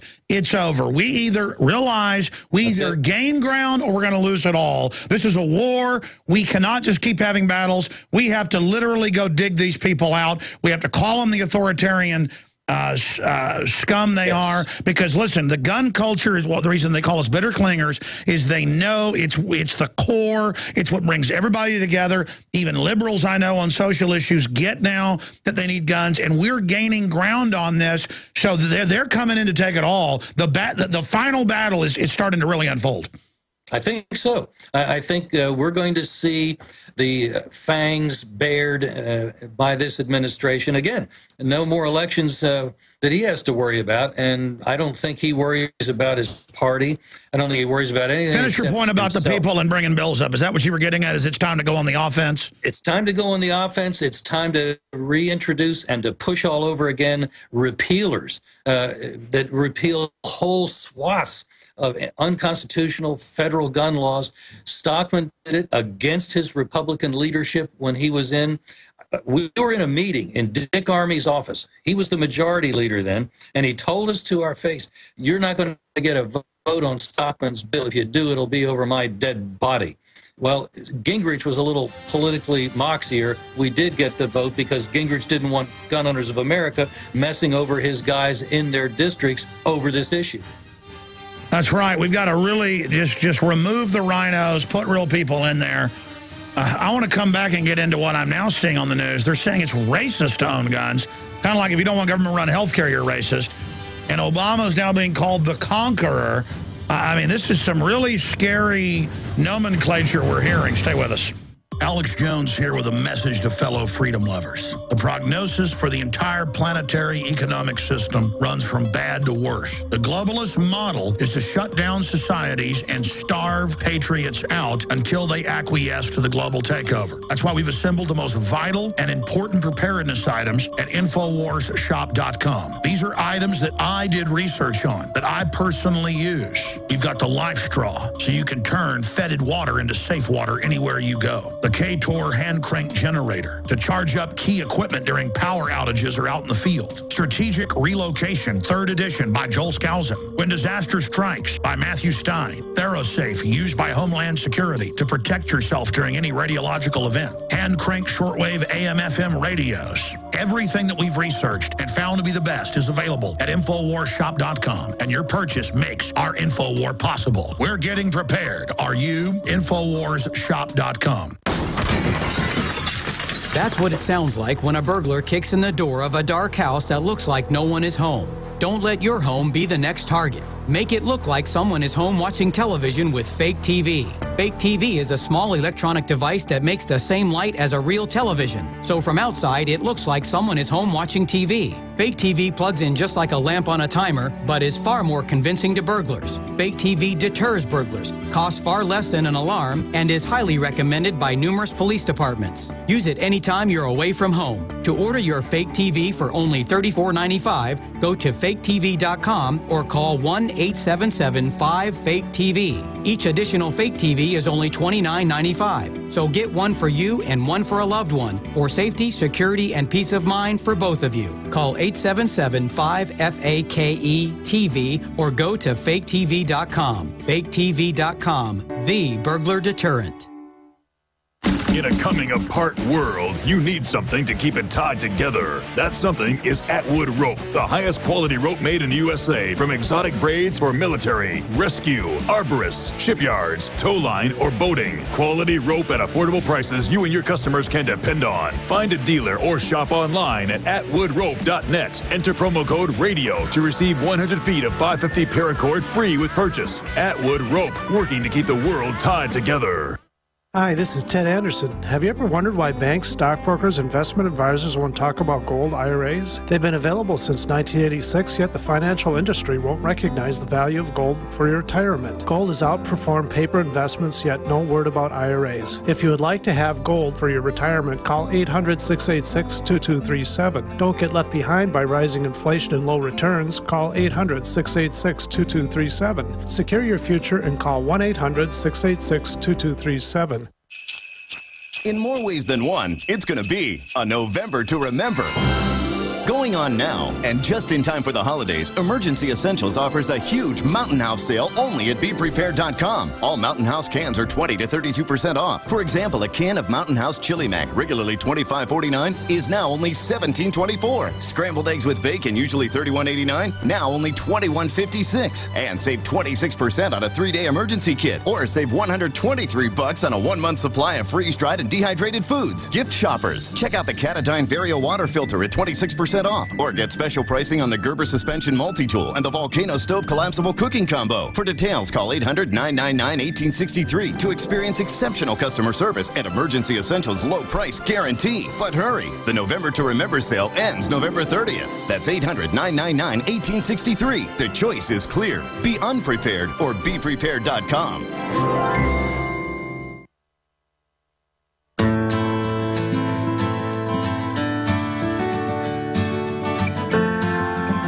Ladies and gentlemen, it's on. Obama said in the second debate that he doesn't want to just ban semi-automatic rifles. He wants to ban your handguns that are semi-automatic. That's most handguns. And they've got the UN treaty coming up that once it's passed, the member nations, 50% vote, 51%, it becomes law here. They've got more Democrats in the Senate. And we're in deep trouble. I mean, we've never had the Second Amendment hanging by a thread. And they try to play this double game of going, we don't want your guns. You're stupid to go out and buy them, even though every gun I've bought over the last 20-something years has gone up in price. It's amazing. And they really can't stand the fact that we know they're liars and we're voting with our dollars, and the fact that our gun culture, I just showed the Huffington Post article there in the last segment if you're watching on PrisonPlanet.tv, but it says Obama's got to do something about this growing gun culture. They are hitting the panic button. Will you guys pull that back up? That was a great article you found. They are panicking. No, not that article about General Petraeus, but that one, yeah. Obama must take drastic action to end gun culture, to end our culture. See, the media has destroyed our culture. They've destroyed Christianity. They've destroyed everything. We don't have anything left, hardly, but guns. I hate to say that, but that's the one thing people still get. I'm not a slave. I have a right to defend myself. Places that take the guns have higher crime. Larry Pratt, I mean, is that an overstatement that at so many levels, the strongest thing we've got at so many areas is the guns, and they know it, and they are launching a total assault on it. A, do you agree? B, what do we do to defeat them? I mean, I agree with you. Go on the offense. Well, in addition to going on the offense, and I think now we have some players who are willing to play offense. I mentioned two of them, Steve Stockman, a new representative in the House of Representatives here in Washington, and Jackie Walorski, also a new representative. They have a history of standing up to their party leaders, elected leaders.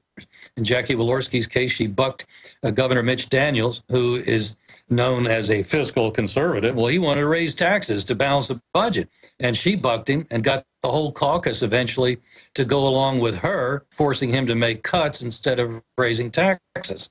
Now, in a way, that's almost, it's at least as impressive as what Stockman did, because Stockman got his vote on the gun issue. And unlike the last time, if it goes over to the Senate, it's not going to be smothered by a Bob Dole. And Harry Reid has shown that when push comes to shove, he's a little reluctant to have an up or down vote on a gun issue. And so what I think might well happen is we'll get something out of the House. It'll go over to the Senate. Reid won't want to bring it up, but the rules of the Senate are rather somewhat more available for getting things done. And as an amendment, on threat of a filibuster, I can see somebody like Jim DeMint, Mike Lee, Rand Paul, Ted Cruz, somebody of that sort, making sure that there's a fight to amend, say, a spending bill that the president has shown in the past he will sign even with pro-gun amendments to it. And that way we could actually have the prospect of getting something done. Sure, so it's time to get on the offense. Briefly, we're going to come back with part of the next segment and then let you go, because I know you're a busy man. Oh, you had one more point? No, we can break if you need to. That's fine. No. I was just going to say, shifting gears, another subject, because I mentioned it before the break. We are seeing, and I'm getting callers saying this, when I'm defending the Second Amendment, saying you're just a racist. And I go, what does that mean? And they can't even say. And now I'm seeing MSNBC and people say, aha, the age of the white man's over. You're going to have to turn your guns in. And I'm getting emails and seeing comments on YouTube. This is some new meme like it's like a weird reverse racism or something. And the cover of Newsweek says, you're white, your history, the Obama conquest, and he's in a Napoleon outfit with a sword. It's like some on the left now just are screaming for authoritarianism, but it's almost like Hitlerian, though, because it's mixed with a weird racial vitriol that I guess MSNBC's been able to sell. It's very bizarre. Yeah, they've learned that many conservatives, or at least many, quote, Republicans, are cowed by the playing of the race card. And I think what we need to do is to, if we're, I speak Spanish, I address Spanish audiences. I did a debate for an hour on CNN in Espanol. And the point has to be made that the fact that guns are readily available here is why America is different. It's the tangible expression of the American spirit that we, the people, are in charge, not the governments from which you fled to get here to America. I want to hear you break that down further when we come back, because it's fundamental that if they can get our guns, they believe they've won. I mean, because then it's about living under the socialists. They're going to take everything we got. I mean, this is slavery. Hitler took the guns. Stalin took the guns. Lenin, Mao. Mao Zedong said political power grows out of the barrel of a gun. The big government people don't like the fact we've got the guns. We'll be right back. We're on the march. The empire's on the run. Alex Jones and the GCN Radio Network. Millions of people are going to get sick this winter from colds, flus and other illnesses. Make sure you're not one of them. Supernatural Silver is a new technology that is highly effective against the germs, bacteria and fungus that can breed in your chest, throat and sinuses. Kill off these germs and allow your immune system to become stronger with Supernatural Silver. A powerful new silver solution that is several hundred times more effective than colloidal or ionic silvers. Supernatural Silver can be taken daily for prevention and will not create resistant bacteria. It is non-toxic and is proven to be effective against many of the most serious diseases out there today, such as resistant staph, strep, pneumonia, viruses and flus. Supernatural Silver is a safe and effective way to fight pathogens where antibiotics and other drugs fail. Have it on hand for any emergency. Go to www.supernaturalsilver.com today and use the promo code AlexSays for 20% off, and like us on Facebook. Strategic relocation is a systematic way to think strategically in the future about how do I safeguard. Renowned author and expert, Joel Skousen. The U.S. isn't building huge underground bases and bunkers because of some terrorist threat. They know that a massive nuclear attack is coming. They want that attack to come. Joel Skousen is renowned as one of the world's foremost experts in strategic relocation and the securing of your home. What I tell people is that you do have time. We talk about natural disasters, the health environment, we talk about pollution, the water quality. My personal experience about being in every one of these states, most people won't even be ready and won't be able to get out of town because there'll be absolute panic. There is no preparedness without strategy. This Christmas, give the gift of preparedness. Strategic Relocation, the film, with Joel Skousen and Alex Jones. Available only at InfoWarsShop.com or by calling 888-253-3139. Alex Jones here with a message to fellow freedom lovers. The prognosis for the entire planetary economic system runs from bad to worse. The globalist model is to shut down societies and starve patriots out until they acquiesce to the global takeover. That's why we've assembled the most vital and important preparedness items at InfoWarsShop.com. These are items that I did research on, that I personally use. We've got the Life Straw, so you can turn fetid water into safe water anywhere you go. The K-Tor hand crank generator to charge up key equipment during power outages or out in the field. Strategic Relocation, 3rd edition by Joel Skousen. When Disaster Strikes by Matthew Stein. ThyroSafe, used by Homeland Security to protect yourself during any radiological event. Hand crank shortwave AM/FM radios. Everything that we've researched and found to be the best is available at InfoWarsShop.com, and your purchase makes our InfoWar possible. We're getting prepared. Are you? InfoWarsShop.com.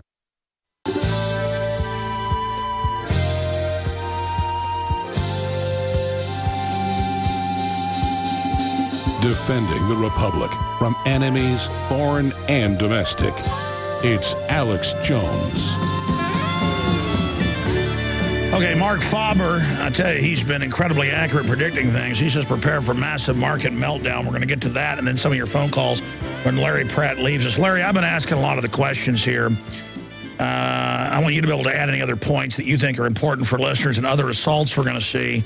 But they tell us they're coming after our guns. They go, you got a Second Amendment, we just have a right to take them.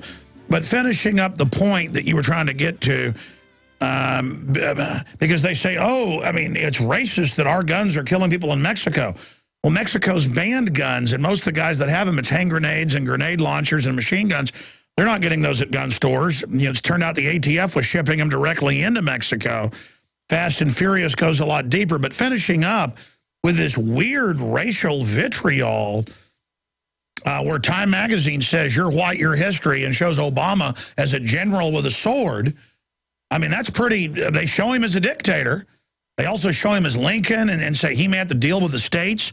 We have Texas now in less than 24 hours. What is it, 50-something thousand signatures now? It was 25,000 in hours saying we want to secede.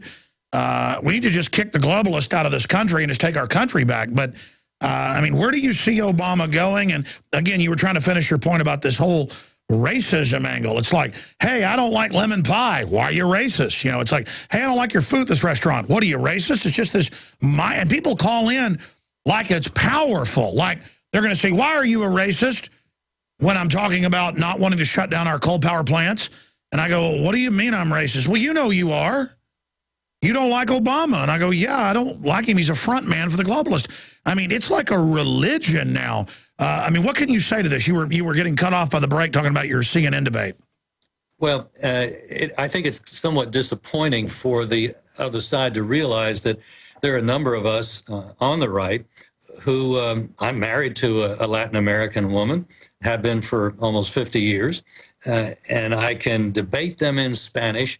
And so that kind of takes a little bit of the starch out of their shirt, I think, because it doesn't fit the stereotype that somebody that they just assume, if you don't agree with me, as you were saying, Alex, it's one size fits all. Well, you're a racist. I mean, if you don't agree with me down the line, everything I say, you're a racist.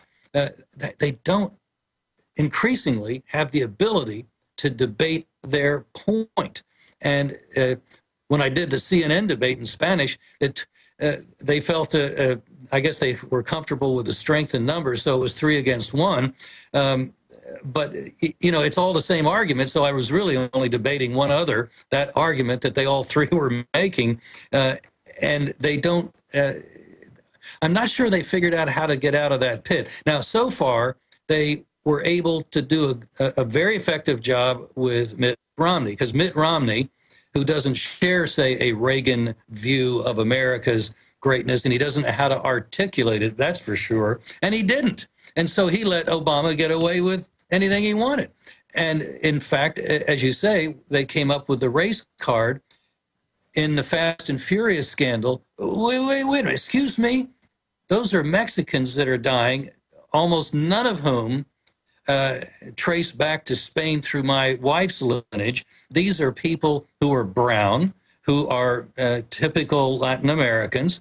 And I thought it was kind of racist to kill some 400 plus and counting with guns that our government sent down there for that purpose. But I mean, and why isn't that racist? Sure, I mean, you're right. But I mean, it's literally, like you said, you go, hey, I don't want socialism. I don't want to lose our freedoms. And they just call in and go, you're a racist. Right. And then they wait like you're about to fall over. Right. And I guess, and they repeat talking points of MSNBC and Chris Matthews and Rachel Maddow and all of them. I mean, they get up there and they say, if you don't like health care, it's because you're racist. No, I don't. I know government's going to ruin health care. And look, the prices are already going up. The economy's shutting down. I mean, socialism. I had a guy call in, who said he was a socialist. And when I said, well, I don't like socialism, he's endorsed communism before. His name's John from Ohio. He's called many times. He's a white guy. And when I said, look, socialism doesn't work, he goes, well, that's a typical racist statement. And I'm like, I mean, the Russians are white. It didn't work over there. I mean, there's hardly any black people over there, maybe, 1 out of 1,000. What, is that now racist too? I mean, it's like, if I say I like lemon pie over cheesecake, they go, that's racist. I mean, it's like if I say I like blue skies instead of, red skies. It's like if I have all they say is that. It's like a weird cult of people just like parrots. Racism, racism, right? It's really bizarre. Racism, racism, racism. Some of the folks that have been produced by the public schools, the government schools, are probably okay with that comeback. That's racist. But frankly, a lot of people in this country still can think. And if that's the way they want to conduct a debate in front of the American people, bring it on. I think it's time we have that debate and let the whole country see just how inadequate their arguments are. But why would Newsweek come out and have David Fromm, who's attacked me 7 ways to Sunday, come out and say, if you're white, your history. I mean, that is and then I see that as a meme online. It's like trying to, I guess the left really wants to try to have a race war in the hopper. Well, golly, you're going to have to be attacked by somebody of more substance than Newsweek. They're no longer publishing in paper. They're only online. The American people are not buying that stuff. And if that little kept house conservative, Mr. Fromm, is happy associating with Newsweek, bless his heart, more power to him. You're right. He is just a piece of work. What do you think this election really signified? I mean, I saw a lot of fraud against Romney. I just call it like I see it.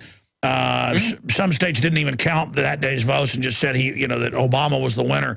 I see them saying conservatives and libertarians had better become socialist if you ever want to win the Democrats. Well, I mean, if you became Stalin, they would become Lenin. If you became Lenin, they would become Marx. There's no way to ever become them to win because you've already become them. You've got to go out and promote real constitutionalism. We saw 12 million to 15 million Ron Paul people go out and not vote this time because of the way they were treated. And in a way, some say, let it get worse. That's what will cause real change. I mean, is there a way to make lemons out of this lemonade? Well, I'd prefer to make lemons that I purchased rather than that were shoved down my throat. Sure. But I'll do what I have to do. And so in addition to going on the offense in Congress, which I think now we might be able to do, we also need to keep in mind, and you and I have talked about this before, there is in most of our states the very powerful institution of the county sheriff. In fact, one of the things I'd urge people to buy at our site at gunowners.org in the media section, where we have the bookstore, or one other site, you'll find the bookstore. It's called The County Sheriff by Richard Mack. You've probably interviewed him. Excellent book. We carry it as well. People should go to gunowners.org and buy that book and give it to your sheriff and give it to all the sheriff candidates. Yes, that's exactly. Read it first so you're sure you know what's in it. But it's the history and the constitutional doctrine of the sheriff as the top cop, because he's the only cop that has an immediate delegation of authority via election from we the people, by we the people. And so it is very important that we increase the number of these constitutional sheriffs throughout the land who are willing and able to tell the feds, not in my county. If what you're trying to do is not in Article 1, Section 8 of our federal Constitution, and there's a couple other things the Constitution tells them to do as well, then you're not going to do it here in this county. And the sheriff gets their authority from the state constitutions. Expanding on that, what do you make of nullification? I think that's something we're going to really see explode now. The sheriff is the guy who can nullify. A state legislature can nullify enacting legislation and some states have done it, saying there's not going to be any exchange for Obamacare in our state. They are just flat out telling the feds, take a hike. That's what the federal system was designed to do. And now with 25 states, I think is the latest count, petitioning the White House for secession. And it's a rather more serious matter than any of the other states when Texas does that, because Texas came into the union with the proviso, explicit proviso, that it can also say adios and it can be on its way. And that's why it's called the Lone Star State, because it has that proviso built in. Go ahead. So I think that's a very serious threat. Texas is one of the few healthy economies among the states of this country. It's robust. It has a conservative political culture. And frankly, I think there could be a majority of Texans that say, you know, why not? We've got our own seacoast. If they can't really boycott our airports because we have too many hubs that are central for the airlines. We're just too important for them to ignore. And do they really think they're going to invade Texas and take it over?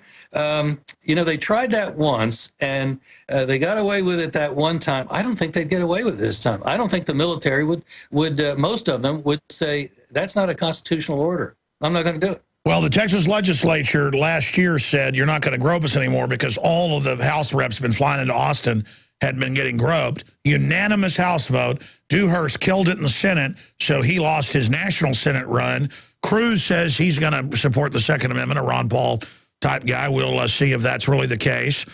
But expanding on all of this, they threatened a federal blockade with aircraft. I say, throw me in that briar patch. Let's get this confrontation going. Let's show what crooks you are. Right. I think that blockade would hurt the remaining states more than it would hurt Texas, and it could well precipitate a sympathetic joining of Texas's action. You know it's going to happen. We need Texas to lead out of this New World Order takeover, and then we can reconstitute the republic, because there's no doubt, Larry, we've got a globalist takeover in Washington. They think they've conquered this country. They brag on the news that these foreign banks have taken us over. They're the ones that want us disarmed so that they can create socialism to suck our money offshore to themselves. And they want to use a giant gaggle of illegals and welfare queens as their army. And I just, it's time to call them on it. It's time to get in their face.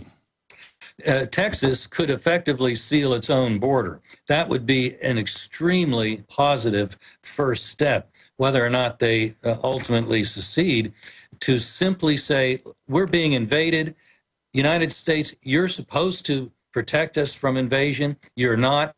We're going to take that over, because we didn't give that power away. We just said that was something the federal government should do. But if you're not going to do it, we're going to do it. And what are the feds going to do? Invade Texas in order to not close the border? I think at some point the American people are going to say, what?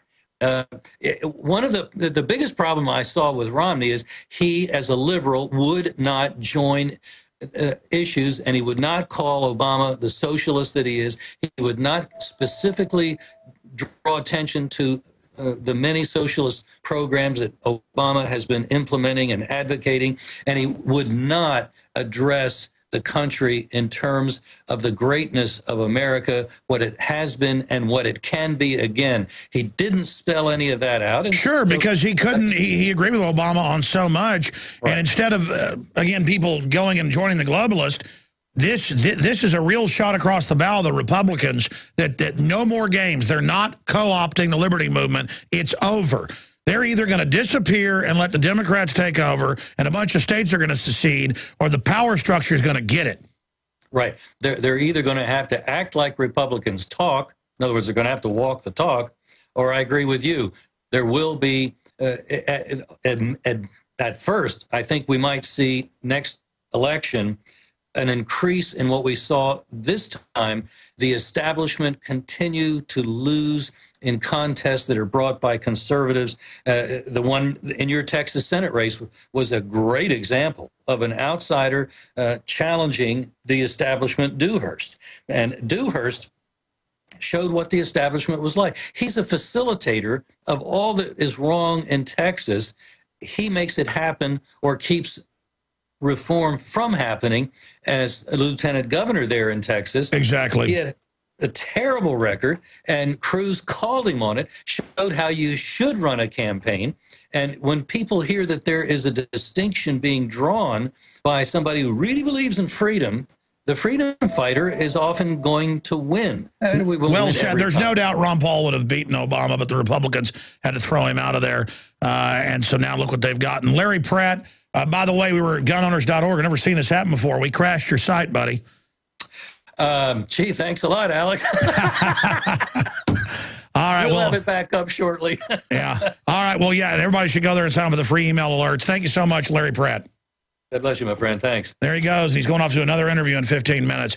All right, I said I'd take some phone calls. I've got the economic news I need to hit. Let's just, is Trent ready in Illinois? Because we'll go to a call right now. All I can say is there's a lot of breaking news at Infowars.com right now. FEMA is now telling people in New York and New Jersey not to bring food to people, that only they're allowed to do it. Stocks tumble as congressman predicts economic riots in America. Kurt Nimmo, U.S.-Canada integrated cybersecurity agenda, why Obama wants your guns and the rest of your freedoms. What an incredibly important raft of articles. Adon Salazar, citizens from 34 states petition White House to secede from the U.S. Another big article there. San Diego residents face 6 years in prison for washing their own cars. It actually says at the local news, and they're saying, yes, you wash your car, we're going to arrest you. If your dog poops, $100,000 fine. Notice they're doing gun confiscation drills in Arizona saying, well, because some people leave cartridges in the desert. Oh, so everybody Everybody's a slave now. It's like the Soviet model. Somebody does something wrong in this town, we'll randomly line 10 of the townspeople up and shoot them. That's how the authoritarians work. Somebody leaves a cartridge in the desert, all your guns must be turned in. We're running checkpoints. Wow. Let's jam in a call right now. Trent in Illinois, you're on the air. Go ahead. How you doing, Alex? Good. I want to start off by saying I do not support Obama, and I do not support the actions that he is undergoing with the country at the moment. But my real question I want to get your take on, when are we going to see Denver Airport come into play? From the research that I've done, is that it's going to be the base for the globalist elite to survive while they're just destroying everything. Yeah, well, I mean, it's official that Colorado's the designated secondary capital. It's got a bunch of underground bases in Colorado Springs. They're at NORAD and all over Denver. There's a bunch of underground stuff there at Denver. That's just the globalists digging in case they have a nuclear war with China or Russia. And they have the COG government operating there. The Congress is all vestigial. Unless Congress stands up and retakes its power. So, yeah, that's my take on that, on the Denver airport, sir. So you think that we're going to be seeing a lot more action with it coming here shortly? No. We already have a Northcom military over the U.S. We already have Space Command based there. The real government is based there. That's why there's more underground bunkers and underground railways and missile bases you can shake a stick at. That's the head of Northcom. That's the head of the military-industrial complex. It's run by foreign banks. That's the real capital. The whorehouse on the Potomac, D.C., is just the crime syndicate minions that are there as a facade, a vestigial ceremonial crust. Have you ever wanted to generate your own supply of electrical power, even save money on your electric bill? If so, this could be one of the most important messages you will ever hear. Solar-powered generators are now available. These emergency backup systems provide life-saving electrical power. Unlike gas generators, a solar generator runs quietly, emits no fumes, and produces electricity from the sun. It's like having an electrical power plant running quietly in your own home. Run sump pumps, shortwave radios, computers, and even keep your food from spoiling. Whether it's hurricanes, ice storms, brownouts, or blackouts, you'll never suffer through painful power outages again. And here's the best news. A remarkable fall truckload sale is going on right now that gets you $1,700 in bonuses when you buy a solar generator. To find out why these solar generators are the best generators and get $1,700 in bonuses for doing so, go to falltruckloadsale.com. That's falltruckloadsale.com. Generate your own supply of electricity. Go to falltruckloadsale.com. That's falltruckloadsale.com. Imagine waking one morning only to find your family shivering in the dark because you couldn't afford to pay your electric bill. That's closer than you think. You probably haven't heard about this yet because the liberal media has been suppressing what is fast becoming the most shocking news story of 2012. Obama's secret war on coal that could increase your already high power bill as much as 400% in coming months. As shocking as it sounds, it may well be just a matter of time before the lights start going out across America. But here's some good news. There's an underground video at exposed123.com that thousands of smart patriots have used to end their slavery to the corrupt electricity monopoly. The video at exposed123.com has already been banned by Google, and the liberal media is doing everything in its power to take it down and keep America in the dark. So watch it now at exposed123.com before it's too late. Again, that's exposed123.com. Hello, this is Ty Bollinger, author of the best-selling book, Cancer, Step Outside the Box. I want you to know some very important information. In 1985, President Ronald Reagan requested that Carnivora be sent directly to the White House at a time when only the president could obtain this world-class healer. Now, 27 years later, Carnivora capsules are used around the world to keep people healthy. Now you can protect yourself and your loved ones in this age of superbugs with 17 naturally occurring compounds that instinctively respond to abnormal cells only without harming a single normal cell. If you want to stay healthy, now's your chance to literally wake up your critical immune cells to attack harmful invaders that don't belong in your body. Call 1-866-VENUS-FLY or order from carnivora.com. That's carnivora.com. That's 1-866-836-8735, 1-866-VENUS-FLY, or visit carnivora.com. Protect your immune system. It's the only one you've got. The preacher man says it's the end of time, and the Mississippi River, she's a going dry. The interest is up and the stock market's down, and you're only getting mugged if you go downtown. I live back in the woods, you see. I live back in the woods, you see. A woman and the kids and the dogs and me. And the man, the foreign bankers, the banksters, they don't like that. I got a shotgun, a rifle, and a four-wheel drive, and a country boy can survive. And the worst part is, country folks can survive. They know that rural independent people, on average, don't buy the establishment's bull. All day long. I can catch catfish. And that's why they're doing everything they can to shut down our rural communities and to kill the gun culture. Make our own whiskey and our own smoke too. Ain't too many things these old boys can't do. And what the establishment wants is to get you to turn your guns in. Country boy can survive. And then they can really drop the hammer on us. Country folks can survive. Because they can't starve us out and they can't make us run. Because you can't starve us out and you can't make us run. Because when them old boys raised on shotguns. And that's what the system wants to get rid of. What you need to do, no matter what race, color, creed, religion you are, is get self-sufficient. And realize that, hey, we can all kill each other later if you want, if that's what you want to do. But we need to understand the globalists are taking over our world. It's a scientific takeover, and it's anti-human, it's anti-God, and we better come together against the New World Order. You know in your gut it's true. You know intellectually it's true. And it's time for moron, mainline conservatives to stop thinking they're part of the elite. It's time for liberals to start waking up and not thinking they're part of the elite. It's time to realize we're all in deep trouble and humble ourselves. Look at some of these headlines. Syrian opposition says West has promised military aid. More arms to al-Qaeda. 6,125 proposed regulations and notifications posted in the last 90 days. The feds post it and let you comment and ram it forward.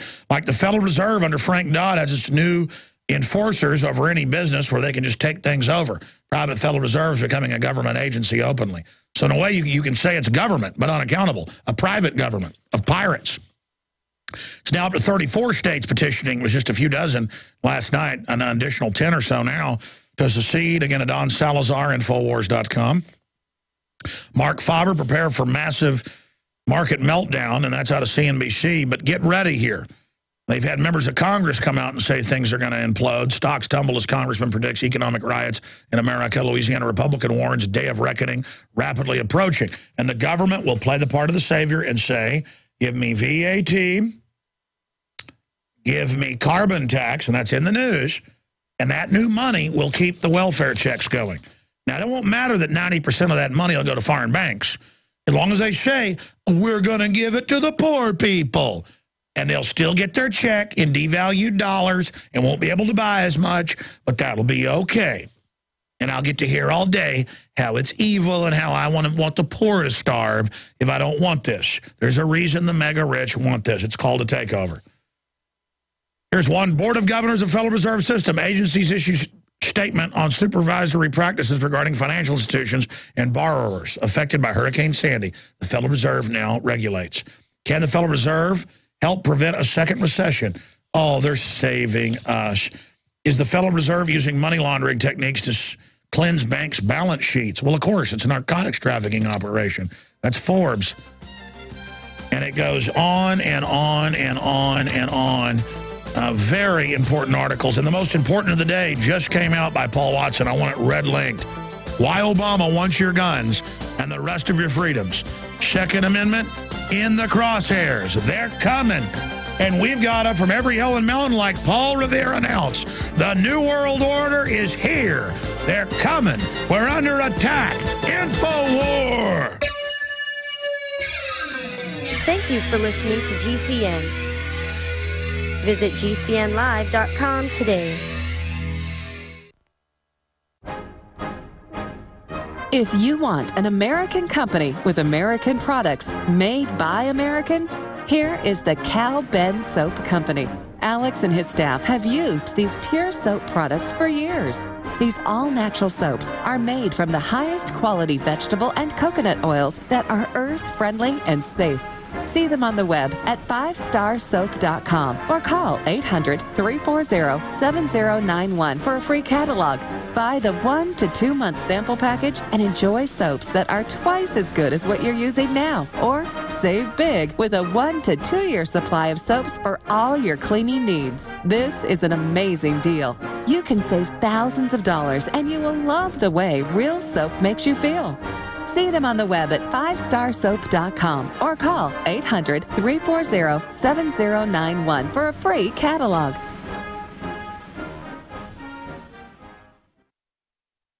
Coast to coast, direct from Austin. You're listening to the Alex Jones Broadcasting Network.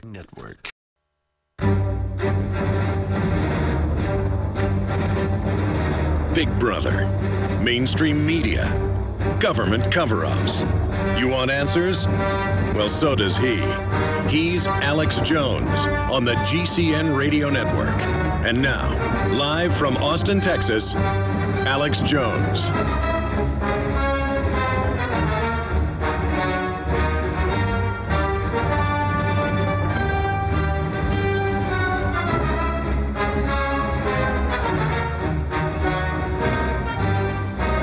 It is Friday, the 9th day of November, 2012. I am your host, Alex Jones, and we are going to be here for the next 3 hours today. We have several special reports that are going to premiere here on the radio in the third hour today, including the proof that, yes, the UN treaty does restrict your Second Amendment, and proof that Obama is coming after your guns.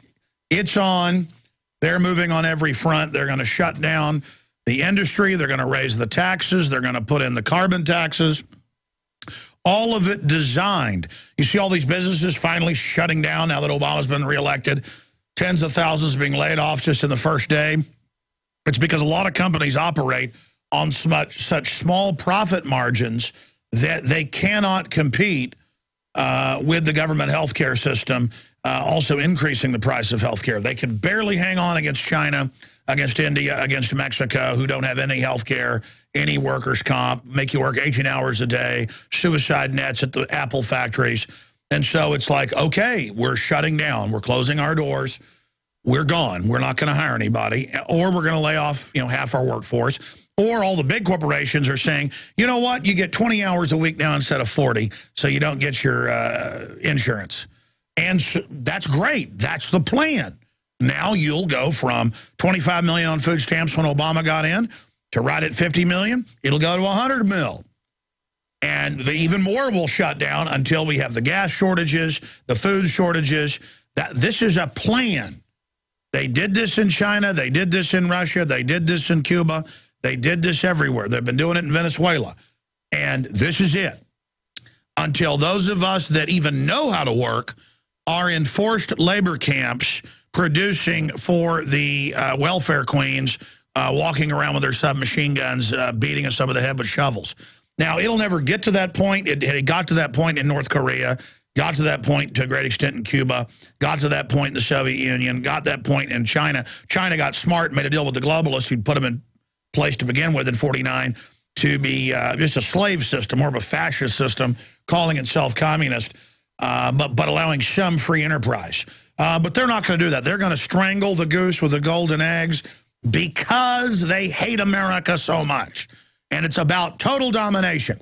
And so there will be plenty of cream in the globalist bunkers, the armored redoubts, and the new status will be black uniforms. Won't matter if you live in a little hovel and don't get a lot of food either. At least you're going to get to strut around into the new austerity and check some papers and break some jaws, all right, and run some checkpoints and see the once great citizens pull up to them and be scared.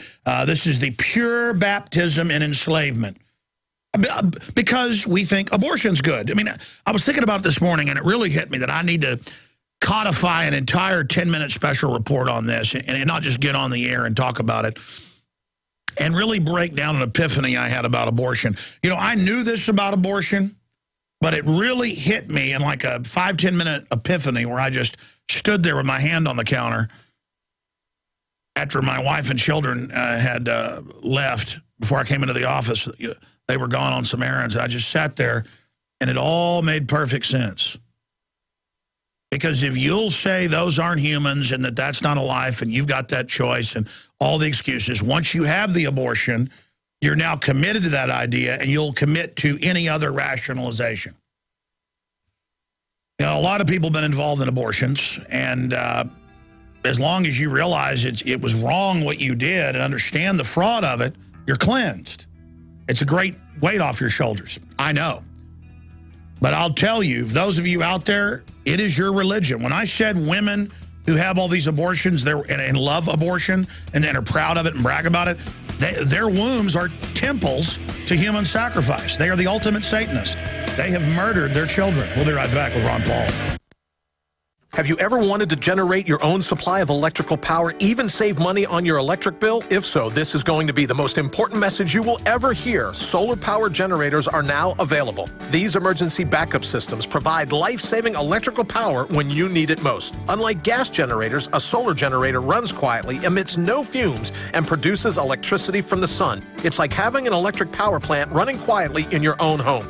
Run sump pumps, shortwave radios, computers, and even keep your food from spoiling. Whether it's hurricanes, ice storms, brownouts, or blackouts, you'll never suffer through painful power outages again. And here's the best news. A remarkable fall truckload sale going on right now that gets you $1,700 in bonuses when you buy a solar generator. To find out why solar generators are the best generators and get $1,700 for doing so, go to falltruckloadsale.com. That's falltruckloadsale.com. Generate your own supply of electricity. Go to falltruckloadsale.com. That's falltruckloadsale.com. We just had a terrible storm in the east, but we are all still in the eye of the perfect storm. We have the most devastating economic conditions since the Great Depression, America's worst drought in agricultural history, and what about the presidential election? This perfect storm is a huge threat to everyone's food supply. eFoods Direct is preparing for the shortages, and you had better do the same. I can warn you, but I can't feed you. You know that eFoods is the best tasting and safest food on the planet. We all need a bunch of storable and usable food from eFoods Direct. None of us wants to be standing in a bread line trading our freedom for food.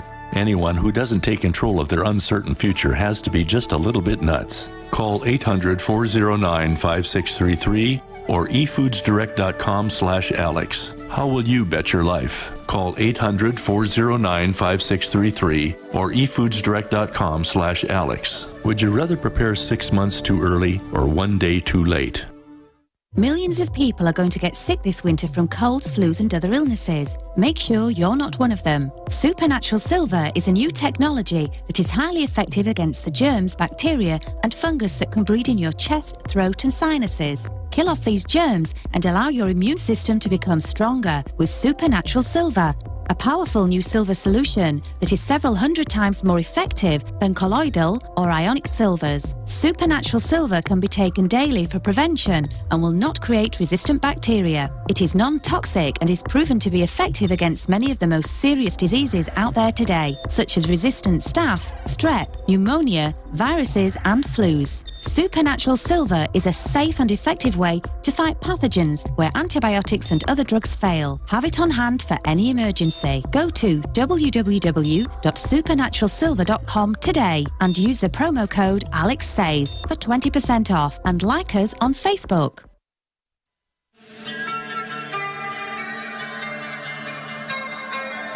We now take you live to the Central Texas Command Center in the heart of the resistance. You're listening to The Alex Jones Show.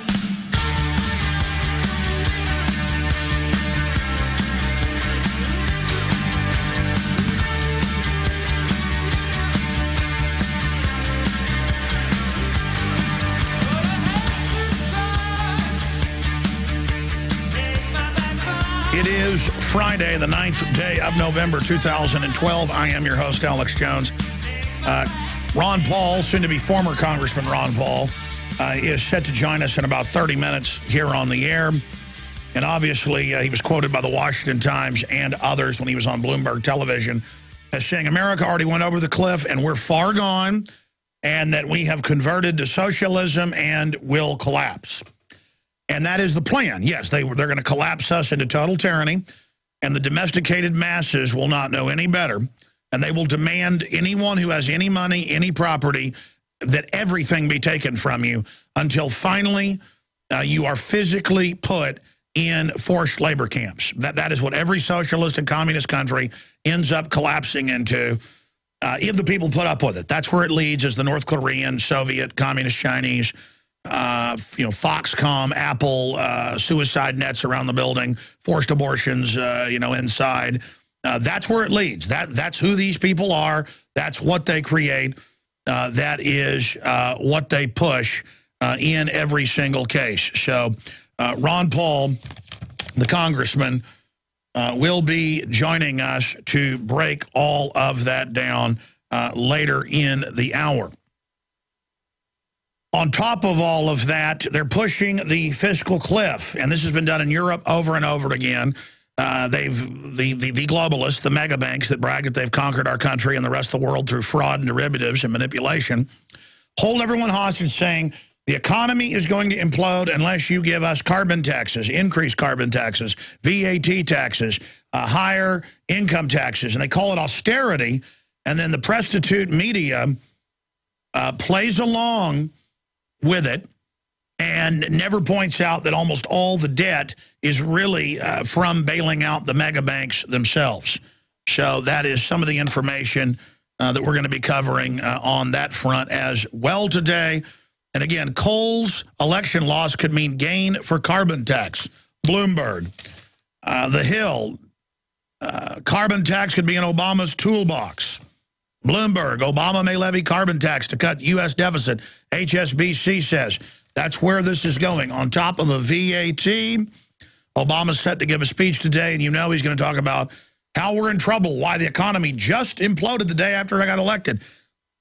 Again, the same mega banks that financed to get him back into office and financed Romney just to make doubly sure they maintain control, either way their guy got in, they dropped the hammer after the election because they'd been somewhat propping it up because now they're going to the next phase of austerity.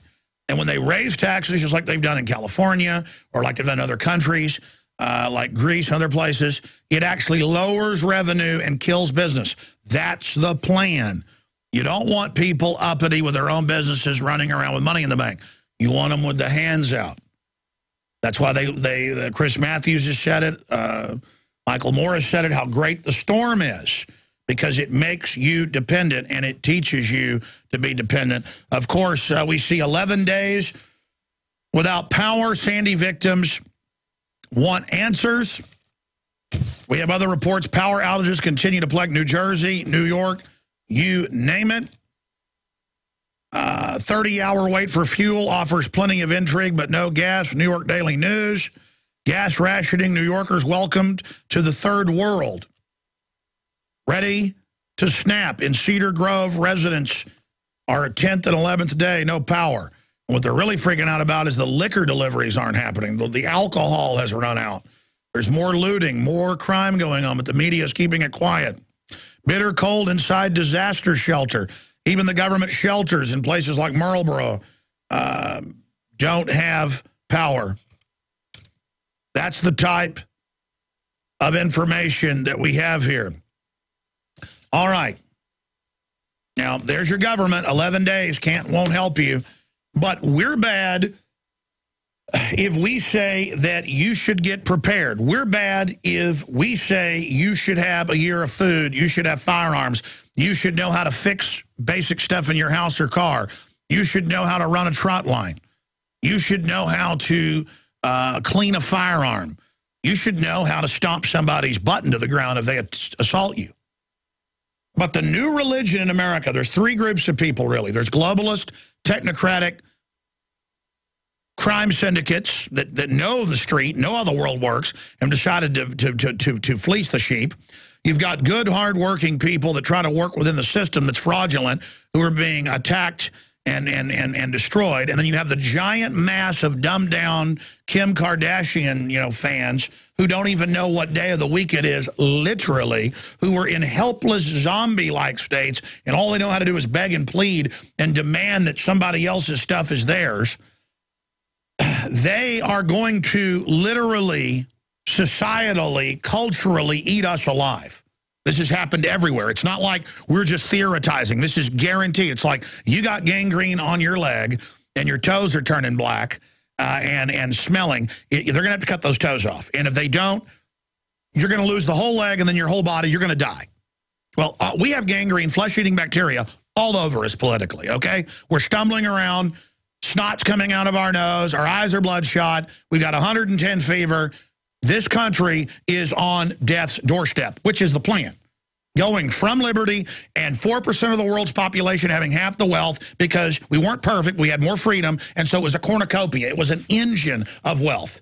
And we became spoiled brats, and people learned to sit around or get government jobs and, festoon themselves and convince themselves that they make the earth, turn and the grass grow and the birds sing. And, look, I've been saying it. We're far gone. We're over the cliff. It's all designed. Ron Paul's now saying that. In fact, guys, will you print me that stack of Ron Paul articles? Oh, no. Actually, here they are. Good. I found them. And I know you gave them to me. I couldn't find them. Ron Paul, election shows U.S. far gone. Washington Times. The Hill. Ron Paul, we're already over the fiscal cliff. Yeah, by design. Ron Paul, America already over the cliff. Wall Street Journal goes on with it. Okay, he's going to come on. We've got questions for him. The point is that this is an engineered situation. Now I spent 3 days making sure of this, and I went and checked at blackboxvoting.org, her numbers. In the past, Bev Harris was pretty much a Democrat. She calls herself an independent because she realizes they're all a mafia. She helped expose Republican theft of elections. So we're not saying Mitt Romney's good. We had Obama supporters calling yesterday. You heard me open the phones for them. We're going to do it again today, later after Ron Paul leaves us. And I would say, now listen, my guy didn't lose. Mitt Romney's a globalist, but the referendum, if you believe this election, certifying that people say, yeah, you didn't build that, I want an Obama phone, and the government needs to give us a little something. We went out and interviewed Obama supporters at the Driscoll, at the Democratic Party of Texas celebration here in the capital city of Texas, Austin, and that's what they were all saying. Yeah, we need to help people. We need to give people money, give them free health care, give them free education. There's no such thing as free. When you start giving it out free, it starts debasing everything. Democrats polled want quantitative easing. They want money printing. They just don't get it, folks. They really are in this weird starstruck fantasy. Does that mean Republicans are good? No, they like torture, secret arrest, lying, wars. They've bought into their own brand of evil. The point is, if they would have kicked Obama out, that would have been, hey, incumbents, look out. Hey, people are mad. The fact that things are so bad, Obama's been caught lying so much, NDAA, torture, secret arrest, hiring nothing but lobbyists, signing statements, all the insider deals, shutting down the coal plant, shipping General Motors to China, Solyndra, just makes Bill Clinton look like a saint. It's not that Bill Clinton's a saint. He's actually running this administration. It's a Clinton operation, folks. It's on record. It's that things are so far gone now, they get away with anything. Justice Department running fast and furious. The list goes on and on. And meanwhile, they're buying 1.6 billion bullets. They're digging in. They're fortifying police stations. They're training them that gun owners and libertarians are the enemy, that those that don't like world government are the enemy. Those of us that understand the takeover, those of us that don't want this to happen, we are now listed as the enemy, and they're putting the internet kill switch in with cybersecurity, and they're announcing they want the Fairness Doctrine back to shut us down, and they're doing all sorts of cyber attacks to alternative media. It's on, folks. It's on. Now, here's the good news, and I've studied this, and I can tell you right now, Bev Harris, vote fraud expert, Romney votes not counted in key states, and if you add up all the places where there was clear fraud, that they admit none of the votes were counted on election day, they would just announce it, and the trends were Romney really won those states, Mitt Romney really won. Now, that's not a good thing, but it's not the worst scenario, because it just shows people at least hitting the reset button. Going, you know what, we don't like what Bush did, we're putting Obama in. We don't like what Obama did. We're putting Romney in. At least it shows some primitive inkling of understanding how much trouble we're in. And there's video of Bev Harris breaking it down 2 days ago. But we went and collated it all, did our own vetting. It's accurate. It's a very important article. Because here's the deal, folks. You don't really believe that most polls showed 2/3 of people wanted GMO labeling in California. But then magically 60% or close to 59% voted against it. They're still counting votes. I mean, you don't really believe Californians don't want to have something labeled GMO. Does anyone buy that? Does anyone, when there's admitted election fraud everywhere, and now they call states, when they haven't even counted the day's ballots, they're not even in. I mean, does anyone believe this? Look, here's the deal. The system's totally discredited now. They're going to say the voting machines at state level say ban guns. They're going to say that, all the new property tax increases passed. Wow, who would have thought it? Oh, my gosh. And a few times they'll have a few state referendums to make it look like you're having some victories. I'm telling you, folks, this is a scientific takeover where they grab power, see if we buy it. Okay, they bought it, move forward. You have to either discredit the whole system, disengage, fight against it every way you can, or we're going into a cross between the Soviet Union, Communist China, Nazi Germany, and Caesar's Rome. I mean, this is it. We're in trouble, and if you don't have goosebumps, you ain't got a heartbeat. Have you ever wanted to generate your own supply of electrical power, even save money on your electric bill? If so, this is going to be the most important message you will ever hear. Solar power generators are now available. These emergency backup systems provide life-saving electrical power when you need it most. Unlike gas generators, a solar generator runs quietly, emits no fumes, and produces electricity from the sun. It's like having an electric power plant running quietly in your own home. Run sump pumps, shortwave radios, computers, and even keep your food from spoiling. Whether it's hurricanes, ice storms, brownouts, or blackouts, you'll never suffer through painful power outages again. And here's the best news, a remarkable fall truckload sale going on right now that gets you $1,700 in bonuses when you buy a solar generator. To find out why solar generators are the best generators and get $1,700 for doing so, go to falltruckloadsale.com. That's falltruckloadsale.com. Generate your own supply of electricity. Go to falltruckloadsale.com. That's falltruckloadsale.com.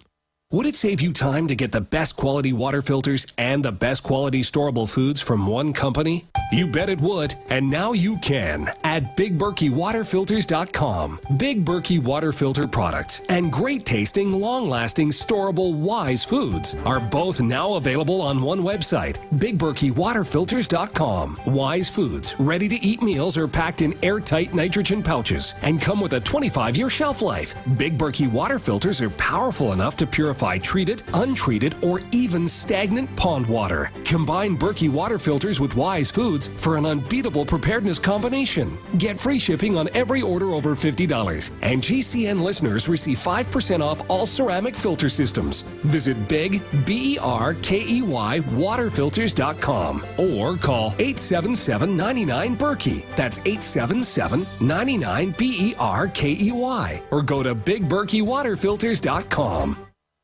Friends, this is Alex Jones for MidasResources.com. For more than 15 years, I have exclusively used Midas Resources for all my precious metal needs. Whether it's bullion or collectibles you're looking for, Midas Resources is simply the best. I own my gold as a hedge against inflation. This Federal Reserve fiat currency could go the way of the Deutschmark and the Weimar Republic anytime. In these historically dangerous times, it makes sense to physically hold gold and silver. Midas already has some of the best deals in the industry. But if you give them a call and mention the radio special, they will give you a list of the day's super specials. Midas brokers are standing by to answer all your questions at 800-686-2237. They also have a lot of informative free literature explaining the opportunities and risk of holding precious metals. They are ready to answer your questions at 800-686-2237. Again, that's 800-686-2237. Weakened by GMOs, stressed out about money, and blasted by the electric environment. Hi, I'm Pastor Jenny, and that was the state I was in back in 2010. Then I learned about RNA drops. I learned that 97% of my DNA that scientists have called junk is actually packed with millions of gene switches that play a critical role in controlling how my cells, organs, and other tissues behave. I learned I don't have to put up with disease, decay, or decline like I'd been conditioned to believe. I began taking RNA drops, a 100% natural formula designed to turn on those switches and provide me with amazing health and joy. Learn more about RNA drops and order a free sample today. Visit rnafreesample.com. That's rnafreesample.com or call toll-free 888-577-3703. Pay only shipping and handling for a free 30-day supply of RNA drops. Get the information you need and the health you want at rnafreesample.com.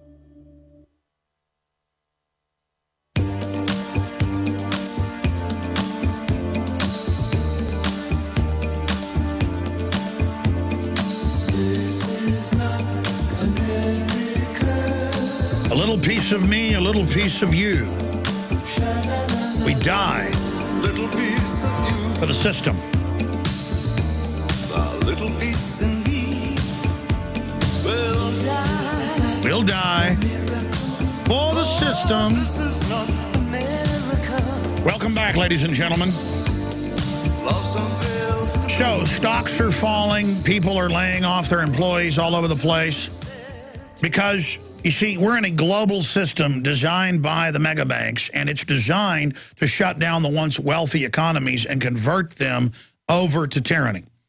And the globalists brag about this. They write about this, but that's in their economic treatises.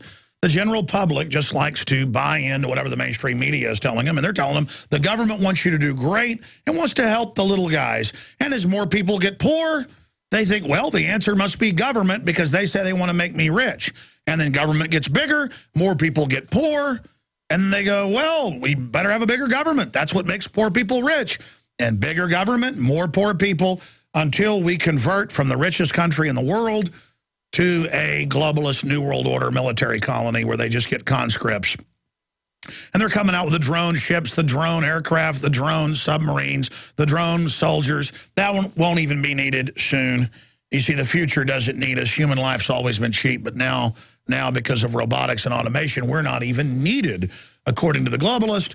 And so they're just shutting down the once free society so they can convert us into pure authoritarianism ahead of forced population reduction. That is just some of what's going on. And we did a national poll that I mentioned yesterday on air, but this got published by the time we went off air at 2 p.m. Central yesterday.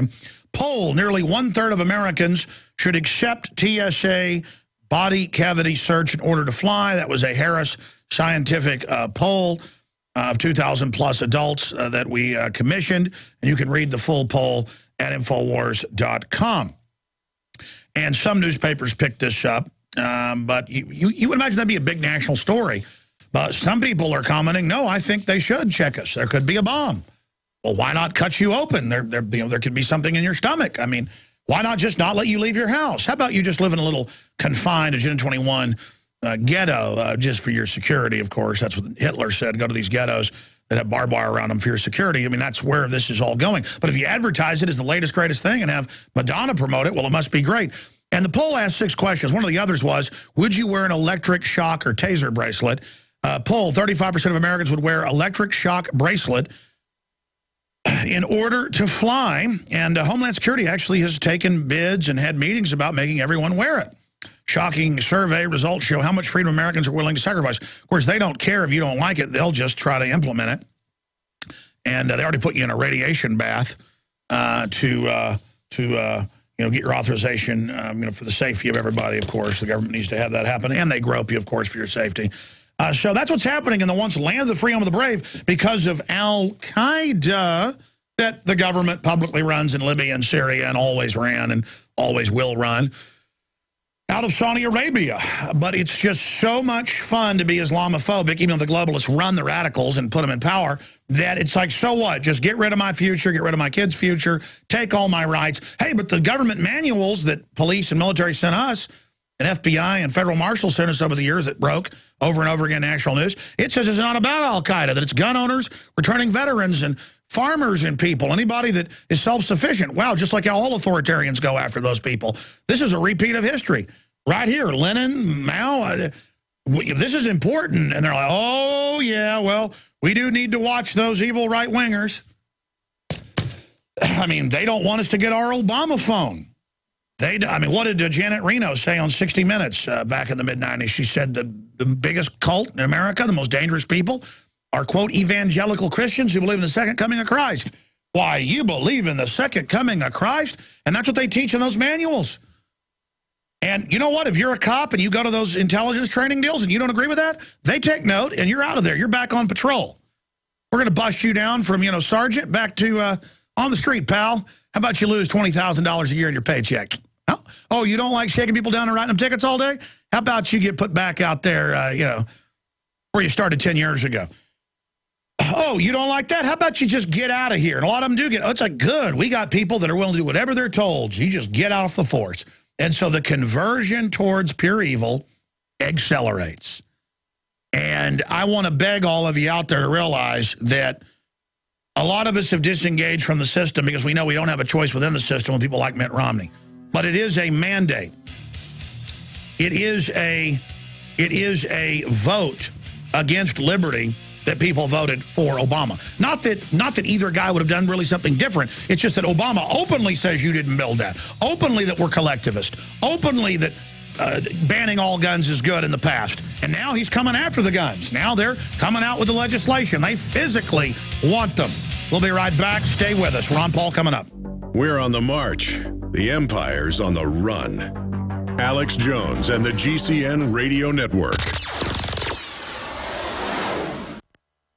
Alex Jones here with a very important announcement for truth seekers. We've carried a lot of amazing films and books over the years on the online video bookstore at Infowars.com. And out of all the titles we've carried, one stands out because it is just so chillingly convincing. And that's Dreams from My Real Father by Joel Gilbert, available at Infowars.com. This film exposes the fraud that Obama is like nothing I've seen. If you want to know who Obama's real daddy is, this is the film for you. Don't forget, your purchase supports our broadcast and our growing media network. You'll also find at InfoWarsShop.com, None Dare Call a Conspiracy by Gary Allen, the book that woke me up. We're also carrying Behind the Green Mask, UN Agenda 21 by Rosa Corey. This book is coffin nails to the globalist takeover. The Greater Good, the most professional and up-to-date film I've ever seen exposing the scourge that is vaccines. These titles and a lot more are all available at InfoWarsShop.com. Sick of the globalist eugenicist control freaks adding poison to your water and laughing as you get sick and die? Start purifying your water with ProPure. My friends, I've done a lot of research, and the best gravity filter out there, bar none, is ProPure. And it's available discounted at Infowars.com. Its filters are silver impregnated to prevent bacterial growth. There's no priming required. It's NSF 42 certified. Optional fluoride filters can reduce fluoride up to 95%. Easy to set up and use. Doesn't require electricity. Purify water from lakes, streams, ponds, and wells. This filter system leaves in beneficial minerals, which is key. Save money by not buying bottled water and avoid BPA that leaches from the plastic. ProPure is the best gravity-fed filter out there. It's what my family uses. Infowars.com already has the lowest price on ProPure. But if you add the promo code WATER at checkout, you get an additional 10% off at Infowars.com. You can also call to order 888-253-3139. Have you ever wanted to generate your own supply of electrical power, even save money on your electric bill? If so, this is going to be the most important message you will ever hear. Solar power generators are now available. These emergency backup systems provide life-saving electrical power when you need it most. Unlike gas generators, a solar generator runs quietly, emits no fumes, and produces electricity from the sun. It's like having an electric power plant running quietly in your own home. Run sump pumps, shortwave radios, computers, and even keep your food from spoiling. Whether it's hurricanes, ice storms, brownouts, or blackouts, you'll never suffer through painful power outages again. And here's the best news, a remarkable fall truckload sale going on right now that gets you $1,700 in bonuses when you buy a solar generator. To find out why solar generators are the best generators and get $1,700 for doing so, go to falltruckloadsale.com. That's falltruckloadsale.com. Generate your own supply of electricity. Go to falltruckloadsale.com. That's falltruckloadsale.com. crashing through the lies and disinformation. It's Alex Jones on the GCN Radio Network.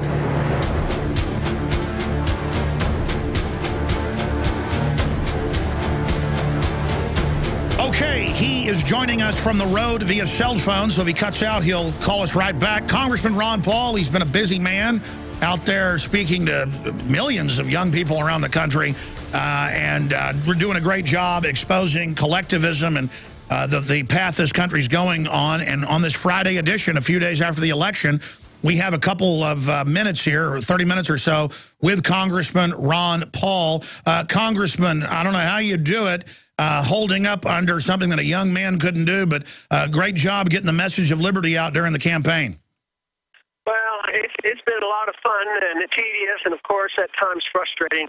But what really gets me going or keeps me going is what everybody knows is that I have identified with a lot of young people, as you have, going to the campuses, and that's why I've never dwelled on D.C. D.C. is important, but D.C. is a reflection of what the next generation is going to be thinking about and realizing. So that's where I'm optimistic. Washington's as big as mess as ever. But there's reason to believe that all the freedom organizations, your radio show, we're all making some progress and more in the last 5 years than we did probably in the previous 20 years. Absolutely. Look, Bev Harris, who is, as you know, one of the top voting fraud experts in the country, she's nonpartisan. She says a lot of Romney votes didn't get counted. They called states long before they should have. That article's up at Infowars.com. I know it looks like you're a spoiled sport if you talk about election fraud, but it's been certified and proven over and over again. I don't so much see it as a mandate for collectivism that Obama got reelected. I see it as a mandate that people have been dumbed down and that Romney wasn't really somebody who was really speaking out against Obama. But when you make the statement, Congressman, that the U.S. election shows we're far gone, can you elaborate on that? Well, yes, and the subject comes up because the big talk now is the fiscal cliff. And in many ways, I work on the assumption that we've sort of gone off the cliff. Nobody realizes because we haven't hit the bottom and we don't know what the ramifications are. But in the election, what I was thinking about at that time was that one of the things that Obama was able to do was play on fear of those people, in the Rust Belt, who are used to artificially high wages and jobs and bailouts, and he played on that. So in many ways, it was those individuals in Ohio and Michigan and Wisconsin are saying, hey, you protect me, take care of me, make sure my checks are coming. And I said it's not a whole lot different than the way they line up on the streets in Greece. Don't cut anything, and the people who are on the dole won it. So in that way, that side of the argument won. But I'm not as down on what happened in the election because 12 million decided not to bother, which isn't all that bad, because they decided they looked at Romney and they looked at Obama. Says it's not worth the effort, and they know this whole system is rigged against us if we try a third party. So they just said, the heck with it. And but I think those are our supporters. I mean, I think those are people who probably listen to you and pay attention to me, but they know that, the current system isn't working. But I think we're the majority. There's no doubt in my mind, if you take the people who have dropped out a while ago or dropping out now and not enthusiastic, wouldn't vote for either of them, I think they're listening more to what we're saying. That was my next question. I saw some of the breakdowns in areas of Florida and other places where there were massively less Republican voters just not voting this time around than voted 4 years ago with McCain and Obama. And I looked at the numbers and the demographics. I think you're alluding to this, so I'd like you to expand on it, Congressman. Congressman Ron Paul joins us if you just tuned in live here on this Friday edition, that it is the Ron Paul Libertarian Constitutional True America group that was snubbed and demonized and attacked and drummed out by the Rockefeller blue blood Republicans that just didn't vote. I mean, I know that I ended up not voting because of that. Richard Reeves, one of my crew members who was one of your delegates. He ended up not doing that. Most Republicans and conservatives and libertarians I talked to just said, hey, let Obama come in and bring in total communism. Let's let everybody really see what this is like. No more of these fake Republicans who are basically exactly the same, Republican in name only, counterfeit conservatives. I mean, what I'm hearing is people are voting by buying 4 or 5 million guns a month, and they're done. Yeah. Now, people are hunkering down, and they realize this. And the big question, the big job we had is when the major crisis hits, the really big one is, there will be a revamping. There's always a restoration of a currency that people can at least trust for a while or are told to trust it, and they have to have restored confidence in a government. And right now, though, the contest is between us who would like very limited federal government and a lot of self-government versus those who want to march onward. Not to see, I don't usually use the word carelessly, but onto a form of just socialism, but it's a form of socialism that's called fascism, and that's why I dread the combination of big government and big corporations. And when you look at that, whether it's medical care or the media or the military, the Goldman Sachs and the banking industry, that's who's been in charge, and they're going to hang on tenaciously. So our challenge is very great, but our numbers are growing by leaps and bounds, and people, because of the crisis, they're looking elsewhere because they know that these economic policy of Keynesian and the inflation of the Fed, they're not confident that they can do it again.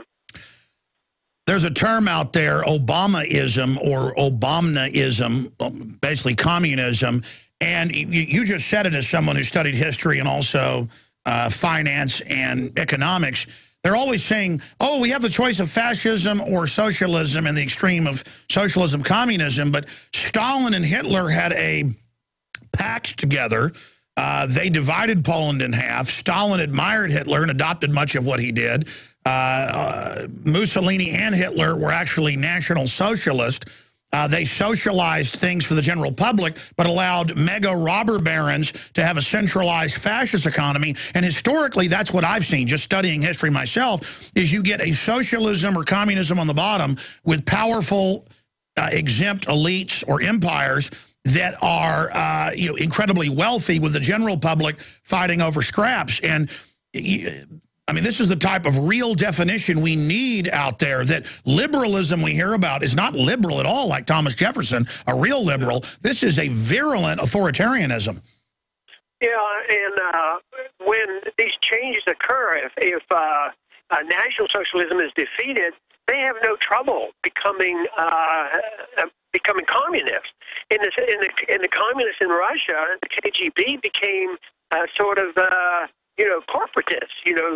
All of a sudden, that was amazing to me that in 5 years that you had these billionaires, and then I found out that it was the KGB that ended up owning most of the big businesses. They did have more of a market economy, and you can't complain about the Soviets falling apart, but really, many of the same people stayed in charge. So they're very flexible. They want power and money and control, and what they call it is secondary to that. Sure. And again, the proper definition of Obamunism, which I hope everybody adopts, is the high-tax, big government, economic growth-killing, centrally planned economic regime favored by Barack Hussein Obama, essentially the same as communism and socialism. And, I mean, if this isn't Obamunism, I don't know what is, Congressman. When you talk about we're already over the cliff, when you talk about, we are basically far gone, that's not negativity. That's historically being accurate in my well-researched view. But can you flesh it out? You talked a few years ago about something big is coming. Break down where we're going, because I've seen numbers even in the Wall Street Journal that our per capita government debt, individual debt, is far above Greece's even. And so how you expect historically, you've predicted so much of this, what you expect to now unfold as we see the economy imploding just days after Obama gets back in. I was always impressed with talking with the young people on the campuses and telling them how bad I see things. And then the comments afterwards when I would talk to them, they say, you're the only one that gives me hope. And they come across very optimistic. And I think knowing the truth and what to do and offering them something else is a reason for optimism. But my point about us being over the cliff means that I don't work on the assumption that all of a sudden there's going to be an agreement in December or January, and they're going to solve spending and deficit problems and the entitlement. Nah, that's not going to happen. So we're over the cliff in that sense, and we're falling off. We just don't know the entire consequences of this. So I see the consequence being that there will be more and more debt and more inflation. The money will finally come out and start bidding up the prices even more so. And today I wrote a little thing commenting on the Germans wanting to get their gold holdings out of the Fed holdings up in New York. And I said, maybe this is the crack in the seams where they're losing confidence of the supremacy of the dollar as well as the supremacy of our political system. You know, we went through depressions, we went through world wars, and we always came out on top. You know, people said, and even now, I mean, we're still on top in the sense that when they have a crisis day in the markets, people will still buy those stupid government bonds, you know, because they don't know where else to go. But I think this idea that the Germans are saying, hey, do you really have our gold? And what if they find out that the gold isn't there? What if they decide to go along with our concerns and check and say, tell us where our gold is as well? And that, to me, will combine with the recognition that the war that we took upon ourselves, the drone war and the unwarranted continuous bombing and this global war on terrorism is going to be something that we can't handle because just having a lot of nukes on submarines can't solve those problems. And if we get weakened with our dollar and financially, I think we'll be a paper tiger militarily. And then I see what would happen then is a movement for all the countries that we have belittled and badgered and you know, bombed. They're going to love to come piling on us, and it'll be interesting to see if in the next year or two this whole thing about what Germany's talking about might not be the opening salvo on an international attack on our dollar. And Congressman, as you know, there's a bunch of other countries, a lot of Latin American countries led by Venezuela that are pulling their gold out of England, out of the euro, out of the U.S. as well. And so we really see the battle lines being drawn. We see the Chinese trying to get away from treasuries. And then here at home, we did a National Harris poll for Infowars.com that just came out yesterday, a scientific poll. 35% of Americans would accept the electric shock bracelets that the TSA, actually with Homeland Security 2 years ago, looked at adopting, where we all wear taser bracelets. That way we're all safe. I'm not joking, folks. And also 30%, or nearly a third, in the same Harris poll, said they would accept a TSA body cavity search. This is not satire, ladies and gentlemen. Congressman, you yourself have complained of the abuse at their hands. And now we've seen other Congress people complain of it, and it's getting more intense. What is your take on the 1.6 billion bullets now being purchased by Homeland Security? What is your take on the TSA now on the highways, all of this expansion of the police state? Well, it's all preparation. They say just in case there's an emergency, we have to restore order. Some of them are probably sincere in the sense that we can't control events. They didn't control events. They didn't know when the storm was coming. But if it does occur, you know, they want to. Order is what they want. They want order, and therefore it doesn't prove that they have something absolutely planned on paper exactly what they're going to do and when.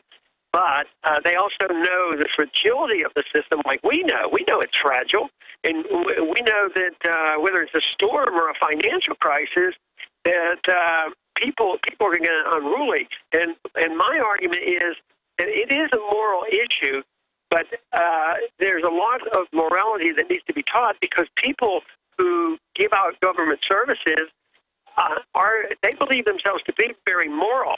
Just like, you know, the thug on the street, he doesn't necessarily lay awake at night for what he has done wrong.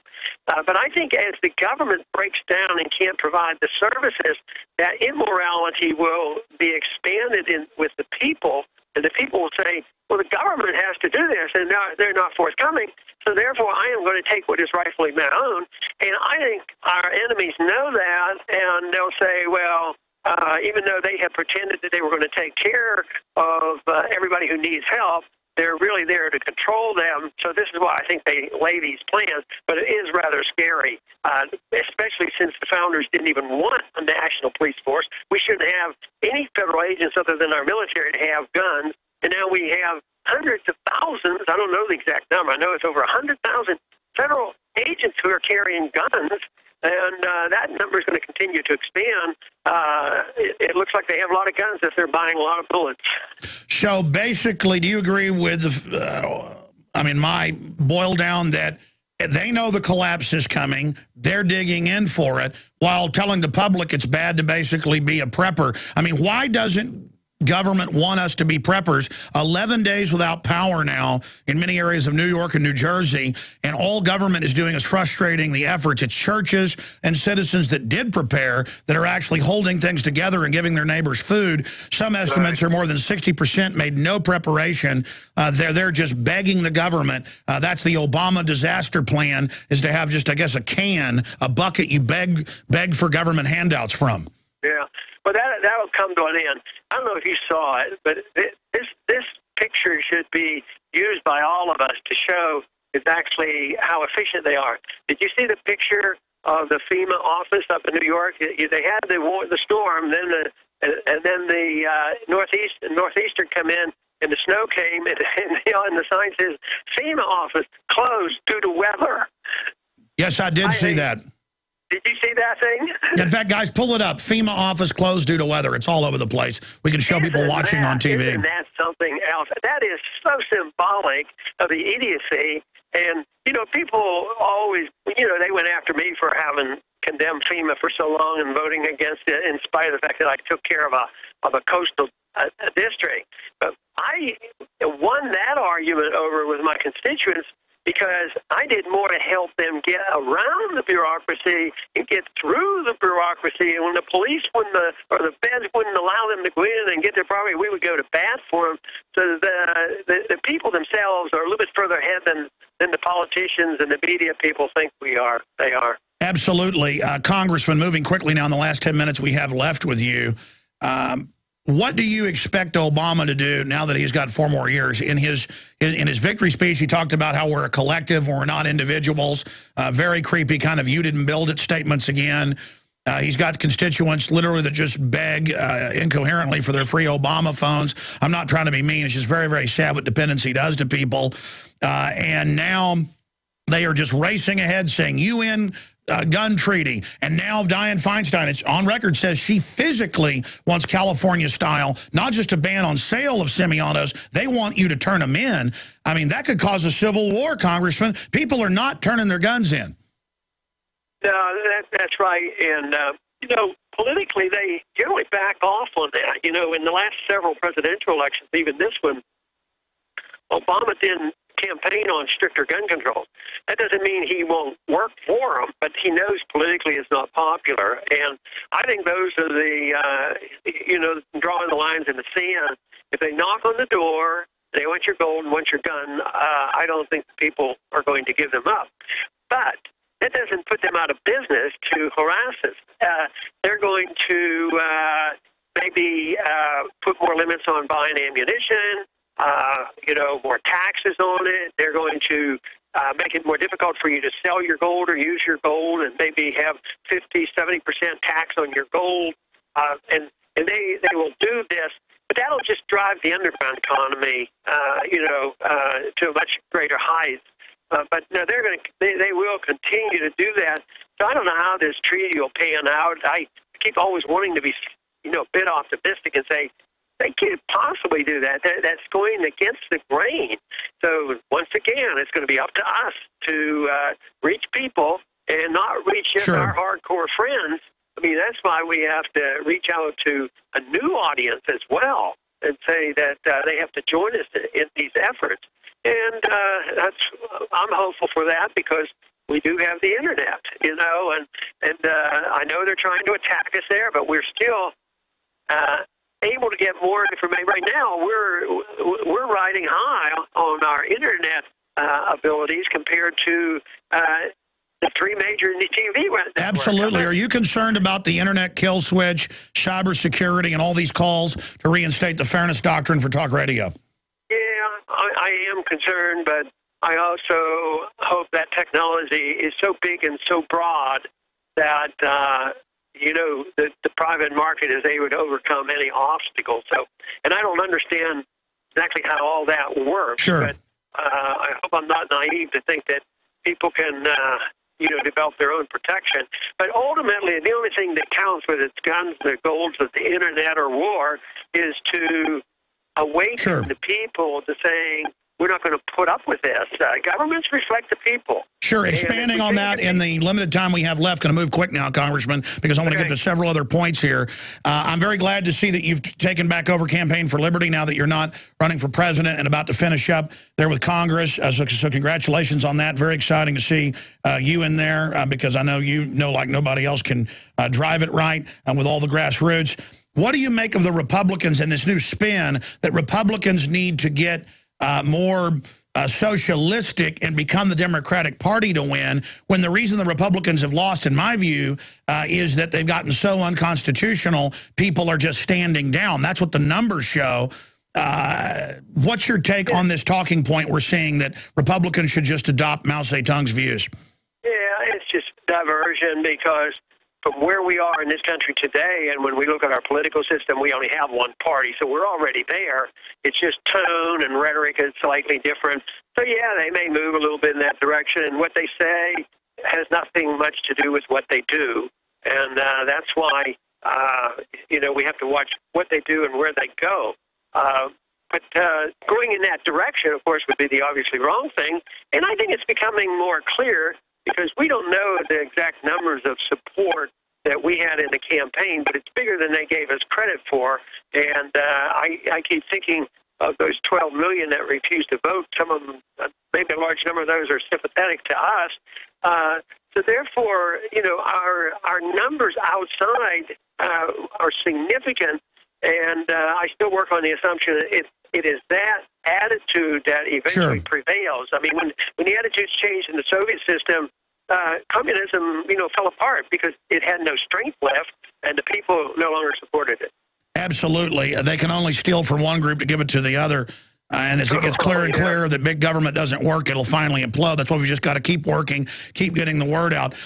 Congressman, is it time for people to apologize to you and myself and others for talking about the Bilderberg Group and the Davos New World Order crowd? Because now in the Financial Times of London, Reuters, AP, they say there is a global government, technocrats, mega bankers, they're going to run the countries, they're going to appoint the leaders, they're going to get us at a fiscal cliff, hold us hostage. I want to play you a brief clip here from the Kudlow report where they announced we're slaves to international bankers. Here's that clip, Congressman Paul.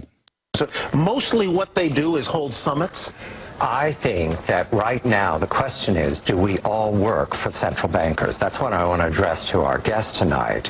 Is this global governance at last? Is it one world, the central bankers in charge? Jim Iurio, you say we've got some downside here, a correction in the markets. Fine.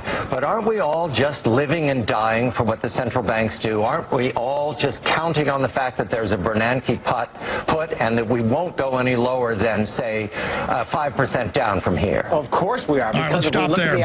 And then all four guests agree we're under world government. They're bragging we're under world government, but then I hear we're not supposed to talk about it, Congressman. Isn't this our strength and not our weakness that we've been right about this? Instead, now we're being told we should not talk about this? Well, obviously, we should talk about it. The fact that they don't want us to means that we really have to talk about it.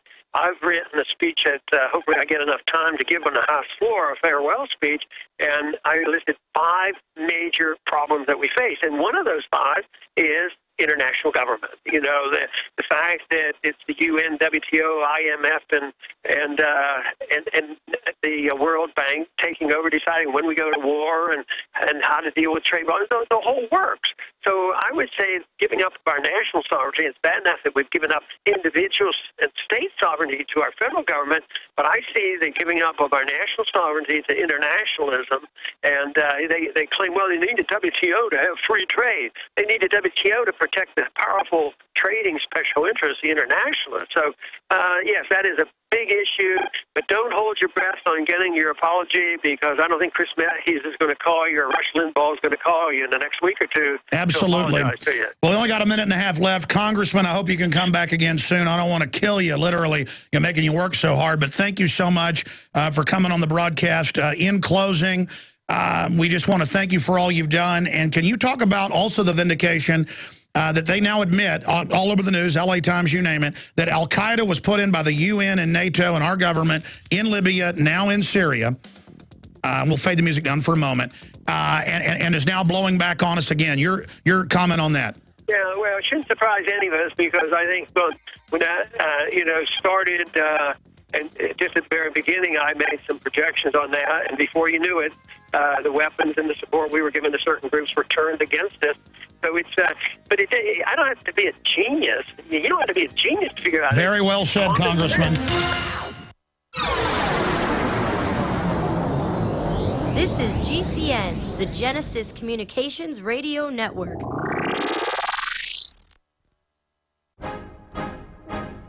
If you want an American company with American products made by Americans, here is the Cal Ben Soap Company. Alex and his staff have used these pure soap products for years.